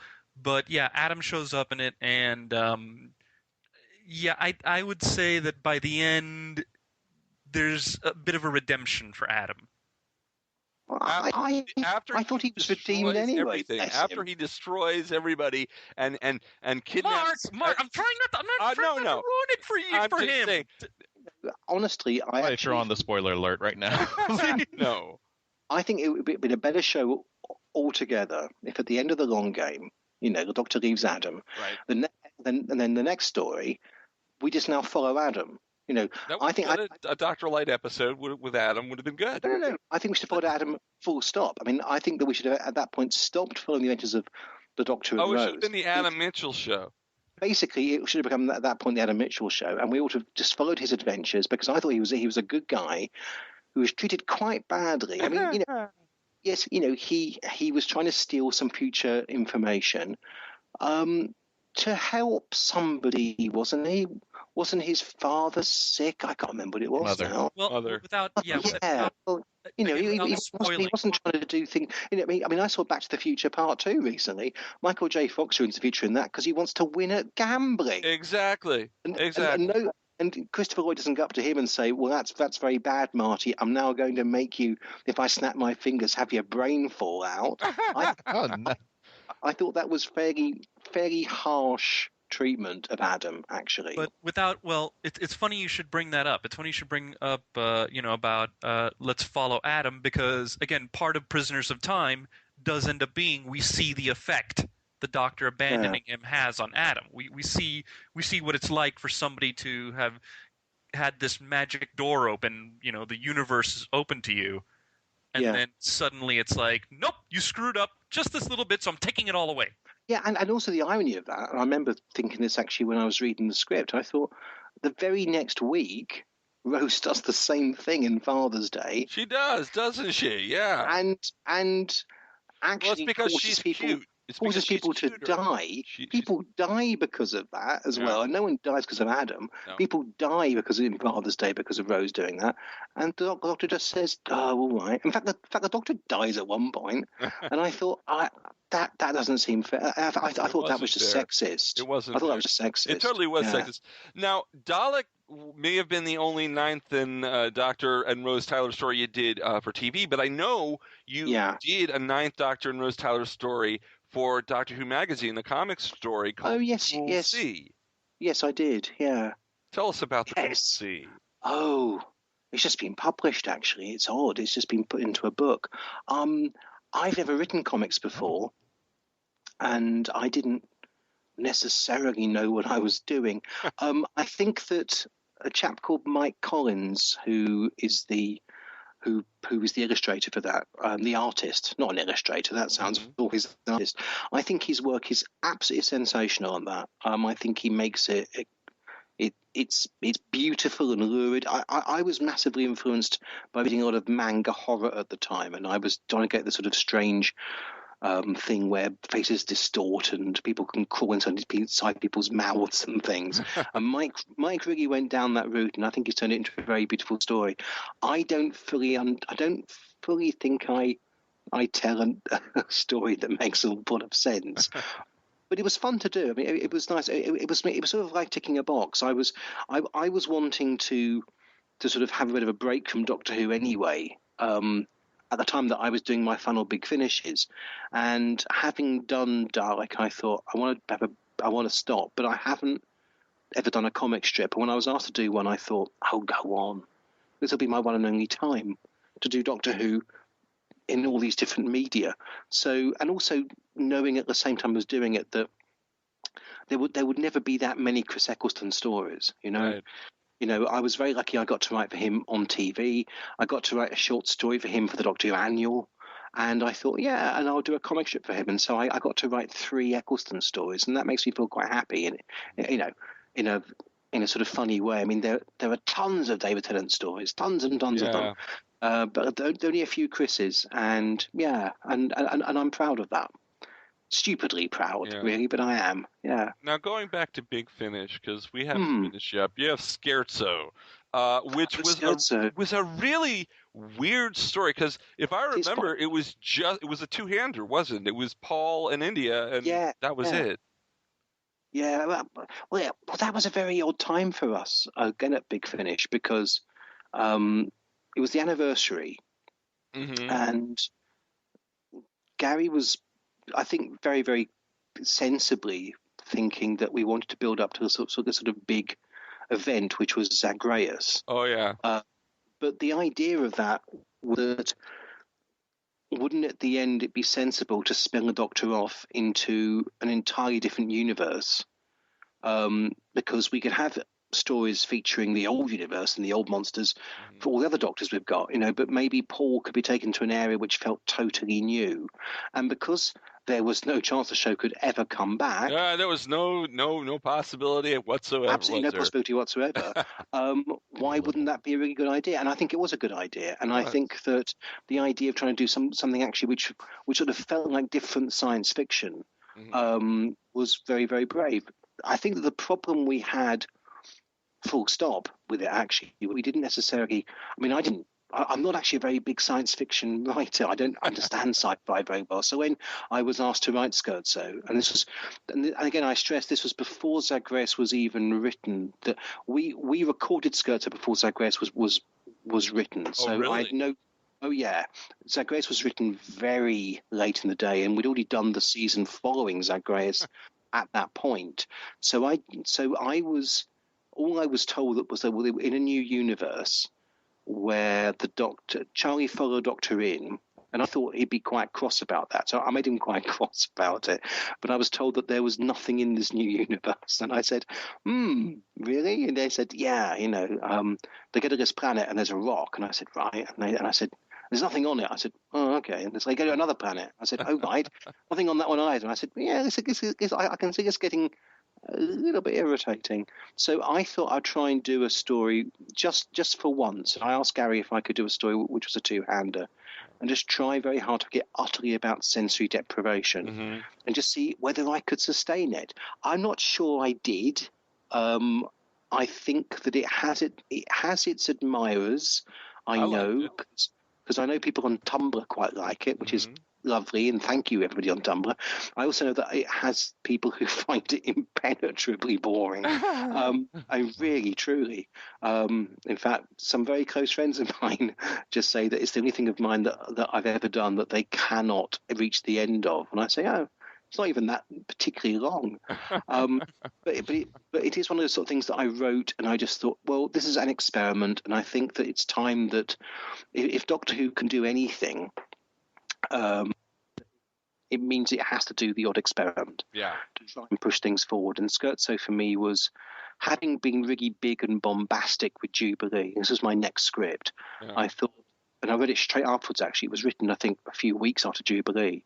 I thought, let's try and now really rein myself in. Jubilee was so, in some ways, overwritten. It was so big and I'd written too much of it. It didn't fit on the CDs properly. And I thought, let's make every word in Scherzo count, because it's actually all about the fact that every word you hear might become something picked up on by the sound creature later. And it was interesting to write. I mean, I quite enjoyed writing it. I wrote some of it on my honeymoon, in fact, which pleased Goddard enormously. What are you doing back in that closet again? But no, it was interesting. I quite enjoy Scherzo. It was also a sort of a thank you to India Fisher. I think in particular, because I mean I'm fond of Paul, but I thought India had worked so hard at building up Charlie. I really wanted to give her something which felt like it was a really, really good gift, and I think she already did so as well. Because she's smashing India. She's such a good actress, and she'd made India. She made Charlie into, I don't know, this sort of, because again at the time, the Paul McGann's audios, there was no sense of them being in the past in the way that they must be now, because now into our 12th Doctor or 13th, or depends how you count it.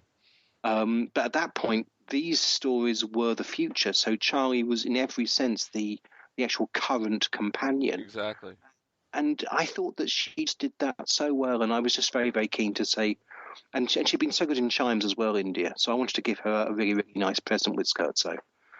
I mean, it's not a particularly nice present, but really horrible. But my favourite big finish I ever did was probably the Unbound I did with Derek Jacobi. Deadline was actually meant to be my final one. It came out before Scherzo, but I wrote it to be a sort of, okay, I've done 3 in 2003, and I did 1 in 2002 in 2002. I can't remember now. And I just thought, the danger of this is actually I'm writing nothing else, because I'm just doing Doctor Who stories. So Deadline was kind of meant to be about my saying thank you and I'm off for a bit. And it was such fun to do. That was a peculiar story. That was a very peculiar story. It's kind of personal. It's a personal thing, because it's not really a Doctor Who story. It's a story. It's a story about somebody who could have written Doctor Who had it not been cancelled. And it's about actually what a harsher world it would be in terms of imagination if Doctor Who had never existed. And so here's a writer who only ever got to write things like bad detective series and never got to write anything actually he was very, very proud of. And he felt that his life could have been different if he'd only actually written this show that never made it past the pilot because it got stopped. Right. And it's not about Anthony Coburn. It's actually, if anything, partly about Robert Holmes, because I was always very upset. I remember when I was a kid turning on the TV and I'd see Robert Holmes, his name on other shows, and I would say, oh my God, it's Robert Holmes. He wrote The Ark in Space. And he himself characterized himself as a hack writer all the time in a way that you wouldn't do now.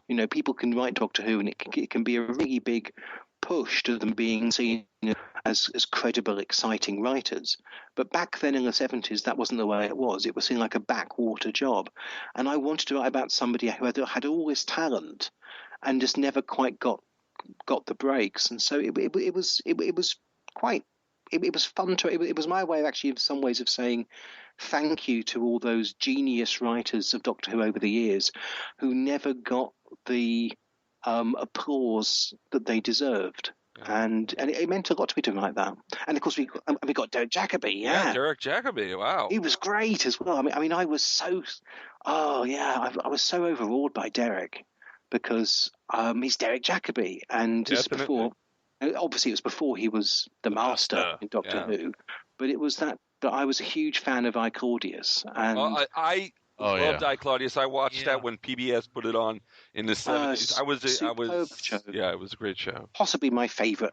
Don't tell Doctor Who fans. Yeah. Oh, yeah, too late. But possibly I, Claudius is actually my favourite TV show of all time. And when I heard that we got Derek Jacobi, I was so excited. And I was, and so was Nick, who was directing it. In fact, Nick tells the story better than I do, but he had a nightmare the day before recording that Derek Jacobi would turn up and he would be horrible. Oh. And he got involved in this weird nightmare where they all went out at lunchtime to have pizza, and Derek Jacobi didn't want pizza, and so Nick ended up forcing him to eat pizza. And of course, none of this is true. And in fact, Derek showed up and was just this totally charming man. He was excited, and I mean, there was no sense at all of him being this sort of great man of the theatre who was doing a job that he perhaps was just doing as a favour. He was so exciting to work with, and such a nice man, and so good. Oh, he was good. I was so proud of Deadline. I think the Deadline is my favourite of my Doctor Who things. Full stop. I'm very, very proud. It's only one I ever listen back to is Deadline, because I just think, oh, Derek Jacobi doing things I wrote. It's very, very nice. Yeah. If it makes you feel better, I have that nightmare about Mark all the time. Oh, yeah. Well, actually, strangely, I had that fear about Mark as well last night. And I've never met Mark. I think I need some Jubilee pizza right now. Oh, no. I think I need something. Pizza. I was delighted by that. It's funny. I thought it was great. I had read somewhere that Jubilee pizza was supposed to be an Easter egg in Dalek, but then I heard that it was put away. It was put away, and then it came back. It was referenced in Torchwood. Yeah, sort of. I mean, I hadn't written Jubilee pizza in. I had written some pizza in. I wanted the two guards. In fact, I was drawing off a little bit off Aldo and Royce in Warrior's Gate. I wanted Bywater and DiMaggio to be a sort of fairly down-to-earth, unimpressed security people who would then eventually die horribly. And I had them at the beginning of the helicopter comes down, and it would cut to them watching it, and they'd just be eating pizza. And they were saying, "Oh, we never get to go in a helicopter." And I thought, that was quite funny. I mean, I kept trying to put lots of jokes into Dalek, which then got taken out. And I think that I don't think it was ever filmed, any of that. Perhaps it was. I don't think it ever got as far as that. But I think that later on, when they wanted a pizza, and it was in Torchwood, I think. Yeah. They named it Jubilee, which I thought was very, very kind of them. Actually, I remember watching that and thinking, "Ooh!" And I think I made that rather silly noise, and I went, "Oh, Jubilee pizza!" I was delighted. Yeah, I'm hungry all of a sudden. Yeah, I'm hungry too. I think I am going to order a pizza. We'll be right back after this message while we go get some pizza with Rob Shearman here on Mark Who 42's Universe. We'll be right back. This is Paul McGann, the 8th Doctor, and you're listening to Mark Who 42 Universe. Hey, Hey, I'm Gary. I'm Mike. I'm Chuck. And I'm Justin. Join the four of us every week on the internet's #1 and longest-running G.I. Joe podcast, What's on Joe Mind? It's Joe news, reviews, and interviews like you've never heard them before, delivered right to your MP3 player. Our guests include Jason Marsden, Kevin Michael Richardson, and Matt Yang King from G.I. Joe Renegades, Larry Hama, Robert Adkins, and John Barber from IDW Publishing, and many more from around the online Joe community. Yeah, it's guys talking about Joe. Think of it as Joe Talk meets Sports Talk. And we make fun of Chuck. Right, and we, hey, again? Come on, Chuck. We're just kidding, kinda. Sometimes Chuck makes fun of himself. Right, and we, okay, seriously, this is just getting ridiculous now. It's What's on Joe Mind, every week on the Geekcast Radio Network, InsidePulse.com, Stitcher Smart Radio, and iTunes. Download and listen today. I suppose I still can't say something about Transformers, can I? Good. No. What about sports? That sounds good. Yeah, that's all right. And we're back with more, even more. Wow, this is a long show, folks, but it's great. Yeah. With Rob Shearman, writer of Doctor Who, TV, audio, and prose. Because you've written for short trips, haven't you? I did, yeah. I wrote I don't know how many. Not very many. Not 2 of them. I think you wrote The Death of Me and Teach Yourself Ballroom Dancing. Oh yeah, I think the ballroom dancing one's quite good. Yeah. The Death of Me, I remember thinking, yeah, maybe that one doesn't quite make any sense. I don't remember now. I think the ballroom dancing one is quite sweet, actually. I seem to remember ballroom dancing. Tell us about and you can't go wrong with Doctor Who and ballroom dancing. No, you can't. I mean, I mean, that's one of the reasons why we all love the Calls of Axos, right? It's all the ballroom dancing. Yeah, it's terribly important. It's like a thread running through Doctor Who, I think, all the way through since An Unearthly Child. Actually, the whole ballroom dancing theme is very important to the show. Yeah. No, I enjoyed those. I thought that was rather good fun. Again, I was right for Colin. I mean, right. Colin's like my default Doctor. Mm-hmm. I just like writing for Colin Baker's Doctor. I think also because I couldn't write for Davison because he was my Doctor when I was growing up. I'd be too overawed, and Colin is someone I feel was so. I mean, it's easy to say so badly served. I don't think he was badly served in a terrible way by the episodes. I think some of them actually are rather good, but he was obviously badly served, I think, by circumstance. Yeah. And I just always feel actually that with Colin's Doctor, there's so much more that you can get out of it. So it's always good fun to write Colin Baker's story. Yeah. Didn't you also write a story for the story of Martha? Yes, I did. Yes, I'd forgotten that.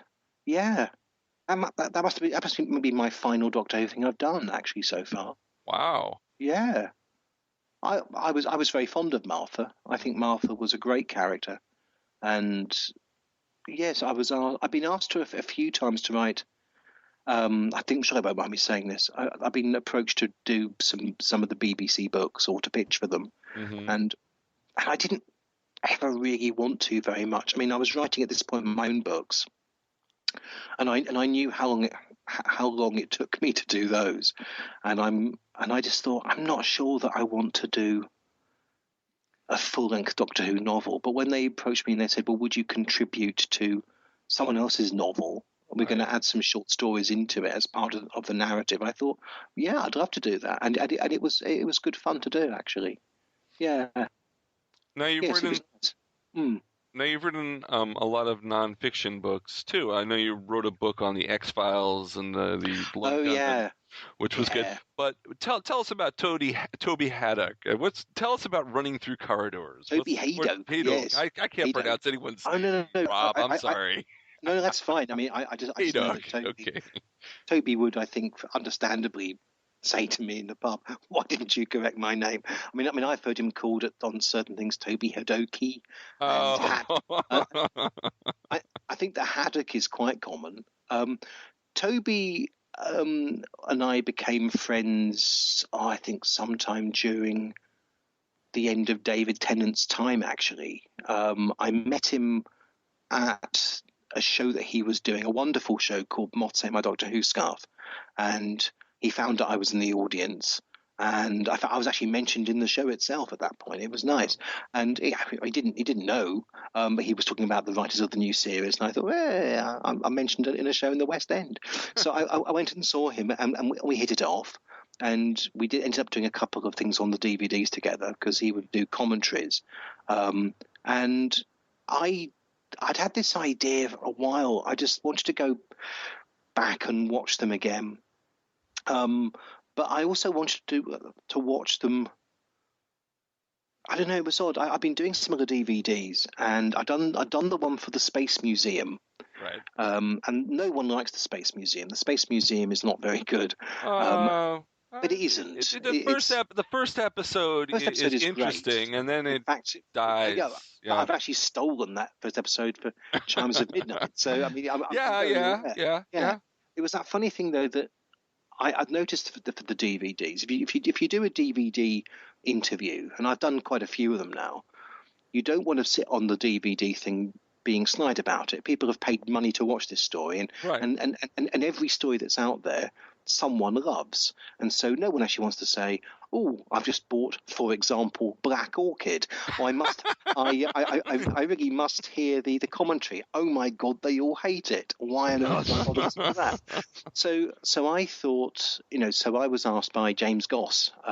He said to me, "Well, no one else agreed to do the Space Museum. It's just you." And I said, "Okay." So I did this thing where I talked up Space Museum, and I found reasons to say this is really good. I didn't believe all of them, but I tried hard, and it gave me the idea of saying, you know what, we could do this. I mean, Doctor Who, by this stage, in fact, there's such a sort of sense of truism about it. People will say, well, we all know that Underworld is rubbish, and which in fact it is, and things like that. The caves made it rubbish. I'm sorry. The CSO caves. I actually don't hate Underworld. Actually, the thing which I began to say, and Toby and I discussed this, and we both agreed, is that we love all Doctor Who. Yeah. We're at this point of it where we're so in love with the show that even when there's an episode we don't like, we still love it. In the same way. Exactly. I will watch any episode at any time, and I have no problem. And also in that sort of same way that that you might have relatives that you love without always liking them. Doctor Who is a show that I always love, even if I don't always like it. And we began to think that if you would the episodes actually as an academic exercise and say, okay, I'm writing an essay, and in some cases 6 times, because it's a 6-part story, about every episode saying why it's good, it will force you to find things you wouldn't have noticed before. Okay. And Toby's an actor, and a very, very good actor, and also loves the acting profession. He knows every Doctor Who cast member and what they've done. It's extraordinary, actually, how much information he's got. And going into something like the War Games, I remember the War Games very, very well, and actually realising that the War Games, which is superb, actually, it's a wonderful story, but so much of it never actually gets discussed because we discuss all the big things and not these wonderful little performances going on, which then just get utterly forgotten. There is I can't remember his name. Toby will be furious with me, but I do remember. It's the actor Hubert Rees, and he appears in the War Games episodes 1 and 2. He plays this rather bumbling, dull British officer. Okay. And he's so good. And yet, because by the time that you finish watching the War Games, we haven't seen him on screen for over 3 hours, and no one remembers how good he was.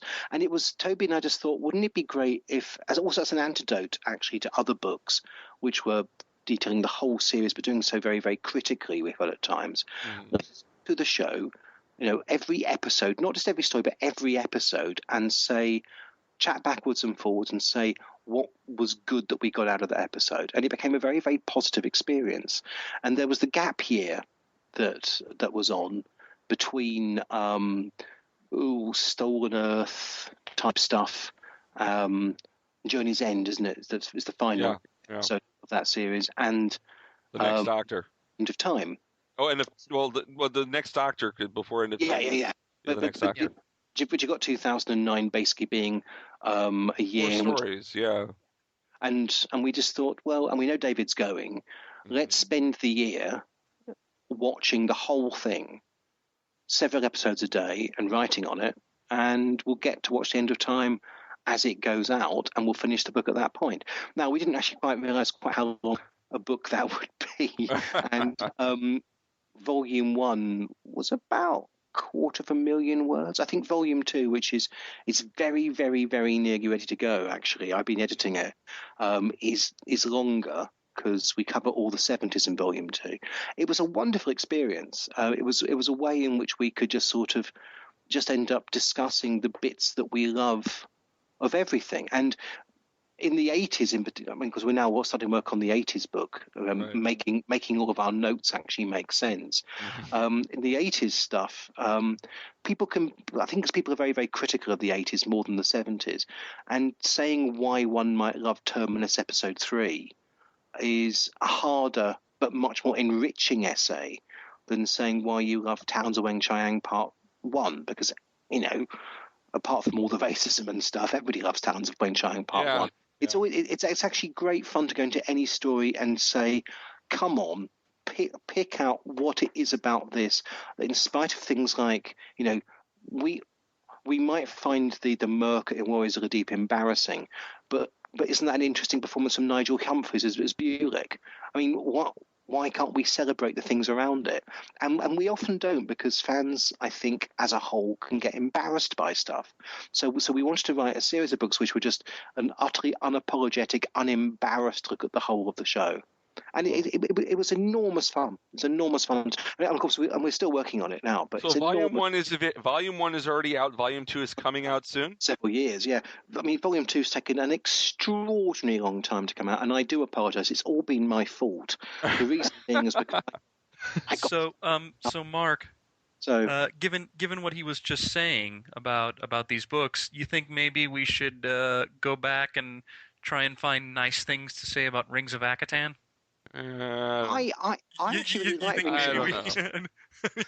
I mean, I don't know. Well, the speech was good. Yeah, the speech at the end was good. Yeah, the speech and Clara with the little girl was pretty good. No, it wasn't. Rob, I have to say no, it wasn't. Wow. Rob, we've been talking to you about your past, what you've been doing, Doctor Who and stuff, but we'd like you now to have an opportunity to tell us what's going on in Rob Shearman's future. Give us plugs. Go ahead. Oh, okay. I have a new book out, which is quite fun. It's called They Do the Same Things Different. There it comes out in about, August, September. And that's coming out in Canada and North America. And it's a collection of the sort of stories I write. I like quite weird stuff. I write stories about what happens, when you find out that everybody in the world receives a letter from God telling them when they're going to die. So it takes all the panic out. I write stories about what happens when you go to hell and you find out that you're sharing a cell with Hitler's dog. Hitler's dog who can talk. And so you become best friends with Hitler's dog, and you have your adventures together. I mean, I write quite crazy, odd stories. Some of them are quite scary. Some of them are quite funny, and they've done very well. I mean, I've won. Not to show off, I've won quite a lot of awards for them now. World Fantasy Award and Shirley Jackson Awards and stuff like that, and British Fantasy Awards, and the new book is out very soon, and I think it's quite funny and quite smart and quite silly, and I hope people will enjoy it. And it's in your neck of the woods, so hooray! What's it called again? It's called They Do the Same Things Different there. It's like a sort of, and it's a companion piece to a book I wrote, which is done quite well, called Remember Why You Fear Me, which is my sort of darker horror stories. Oh. And that one should be in shops around you anyway, in the States, and in Canada. It's not available here in Britain. That last title sounds like something some of my private school teachers would tell me. Yeah, well, actually, and strangely, the actual cover is one of your school teachers on the cover, pointing at you.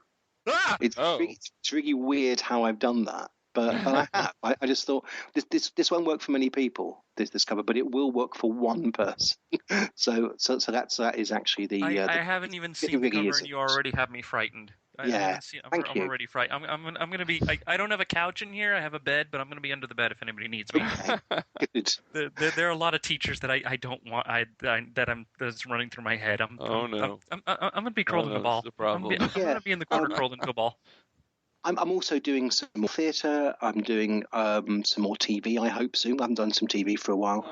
And actually, I'm going to do some more Big Finish. Oh, good. As well. This is a sort of... I'm going to do my first new Doctor Who Big Finish story for about... I don't know how long. I mean, I know I did that in my own... It's been a lot of years. It's been a lot of years. Yeah, I mean, my first full-length Big Finish Doctor Who for over 10 years. Wow. I just thought it was time, actually. It is. It's about time. Yeah, I mean, and it will actually be the TV movie, just written out again, and I'll have that. No, it's a joke. I know. I was hoping it was a joke. Yeah, because I don't think actually anyone would want that. No, I've not worked out a story yet, but I have promised Big Finish I will give them something, and it will probably be out next year. Classy as Eric Roberts as the Master, I think you'll be okay. Yeah. I thought he wasn't bad. I don't think it was bad either, but I thought that was so. It was obviously it was different. It was different. It was then very they've different. all been a bit different. I mean, I think John Sim was different. Yeah, I thought John Sim was great. Actually, but he was different. He was crazy. I met Eric Roberts. I was at a convention with him, and I assumed he'd be a bit crazy, but actually he was really charming. She even knew what show he'd done, and I spent all these years assuming he didn't even know what he was doing. I thought he's doing Doctor Who, he doesn't even know. He's been given some lines, and he's on set for 3 or 4 days, and he's saying, "So what is this I'm doing?" But that isn't true at all. He was really into it. Bless him. I thought he was rather good. I'm not a massive fan of the TV movie. I'll be honest. That was one of the toughest things in Toby in my book to say why we love the TV movie when actually what you really want to say is I don't love the TV movie. Right. I think it's rubbish. But there are good things in it. I mean, there's some very good things in it actually. One of which is McGann. But yeah. Yeah. Do you have an online presence? I do have a website that's just starting. Oh, okay. What is it? Which I think is I should try and find out. Hang on, I'm at a computer.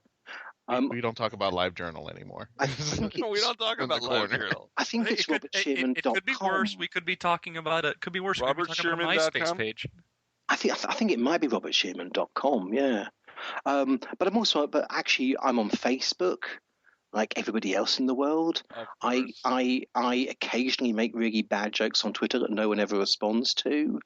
I'm even, much to my occasional embarrassment, because I have no idea how to do things like GIFs and things. I do occasionally even go onto Tumblr. I go onto Tumblr and I see people, 30 years younger than me, doing clever things with graphics, and I think, oh, well, that's my life nearly over, and and then I leave Tumblr, which is important. But no, I'm quite fond of the internet. And it is robertshearman.com, so everyone check him out there. Yeah, and on Facebook. Yeah, you're sure it's not a MySpace page, Mark? You sure you haven't found his MySpace page? Those are the days. Don't talk about the MySpace. You sure it's not his GeoCities page? GeoCities. You're actually saying it's just a bulletin board service. I remember the days of things like Rec Arts Doctor Who. Oh yeah, I used to read that all the time. I was there. Assuming that, I mean, I've not been on. We're going back to CompuServe. I mean, that far back. CompuServe. I had a Trash 80 at one point. I still have an AOL account. I mean that's just how old my stuff. I have an AOL account. Yeah, I have. The best I know who has. God, I have one that I haven't checked. I don't know how long. So that's why you'd ever been writing back to me. I've been so angry. I have. But I now forgive you because I understand that we were just using an old server. Yeah. We didn't want to pay the monthly fee anymore. Yeah. Facebook for free. That's true. Yeah. I heard you got one more book out there. It is the 100 Doctor Who pickup lines, and then canoodle your spoon. Yeah. To sucker you to death. All those. Well, death. Those should come out pretty soon. No, Christian, that was your book. That was your book. That was your book, Christian. Actually, it is true. If you go up to anybody on the street and say, "What are you going to do? Sucker me to death?" You probably will get kissed or maybe arrested. But the arresting might happen. Yeah, the thing is just, but people will take notice of you. I mean, that's all I'm saying. You know, actually, if you randomly just pick a line from Dalek and go up to people on the street and say to them, you'll probably end up marrying them. I mean, that's just to do with pheromones and stuff. Okay, well, shout to people. I'm dating a Whovian, so you know. Did you canoodle her spoon? That must be quite a nice feeling because I'm really not dating a Whovian, but you know. It is that we watched the 50th together, and you know we were both so lovely. You know, we both got the feels, and you know we. Oh, that's probably more information than I really need to know. Any more information, Robert? I want to thank you very much for coming on and doing our show here on Mark. You are very, very welcome. No, I've enjoyed it. Thank you. I'd like to thank your cat as well because Nero, it's owned by your cat. So I am owned by my cat. My cat has allowed me to do this podcast. Yeah. Thank you. What's the cat's name? His name is Nero. Which is because he's named after a Roman psychopathic emperor, which from a William Hartnell episode, if I remember correctly. Yes, that's right. Yes. Well, actually, I would like to, if you could tell your wife that I said thank you for letting you do this, and what time is it? It's like 2:30 in the morning where you are. It's 2:30 in the morning. Yeah. Wow. But that's okay. I'm always up at this time. Actually, this tends to be my sort of work time. Actually, strange, but. I think, you know, when people say to me, why are you a writer? One of the best reasons, honestly, is you can get up whenever you want the next morning or even the afternoon. You can stay up all night if you want and just watch videos and write. It's brilliant. It's so much better than having a day job. It's great. Everything else about being a writer is terrible. I mean, you know, because you just because you get no money and you feel stressed, right? And you have, you know, bad personal habits.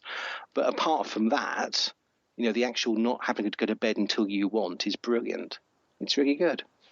Well, once again, thank you very much, Robert. We appreciate it. You are very, very welcome. Wow, Robert Shearman is a really great guy. That was a great interview, wasn't it? Yeah, but I mean, I gotta wonder how many people went for coffee. Like, pause and go for coffee. That was the man. Too bad I wasn't there, but I was at work when you guys were doing that. Yeah, no. All the time difference and everything. But sounds like you guys had fun.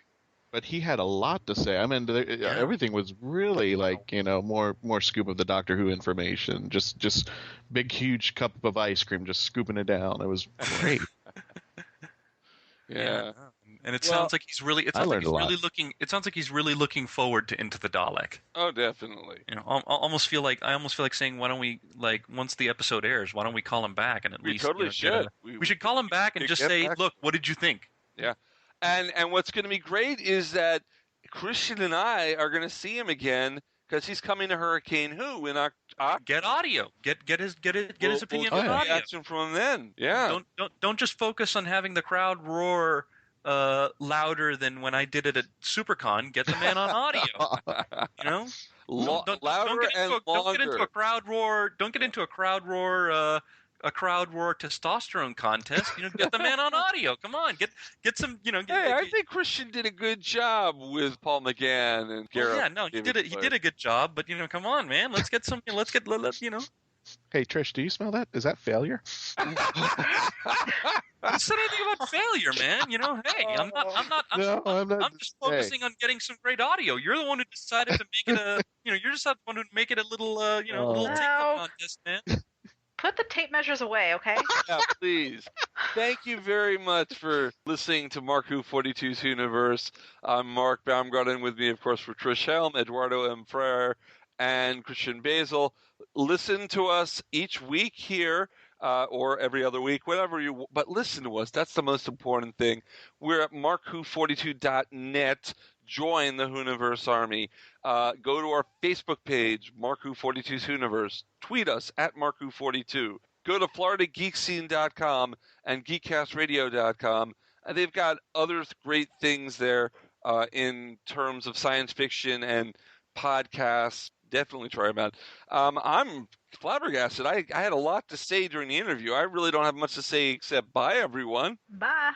Well, I want to ask one last question to the group.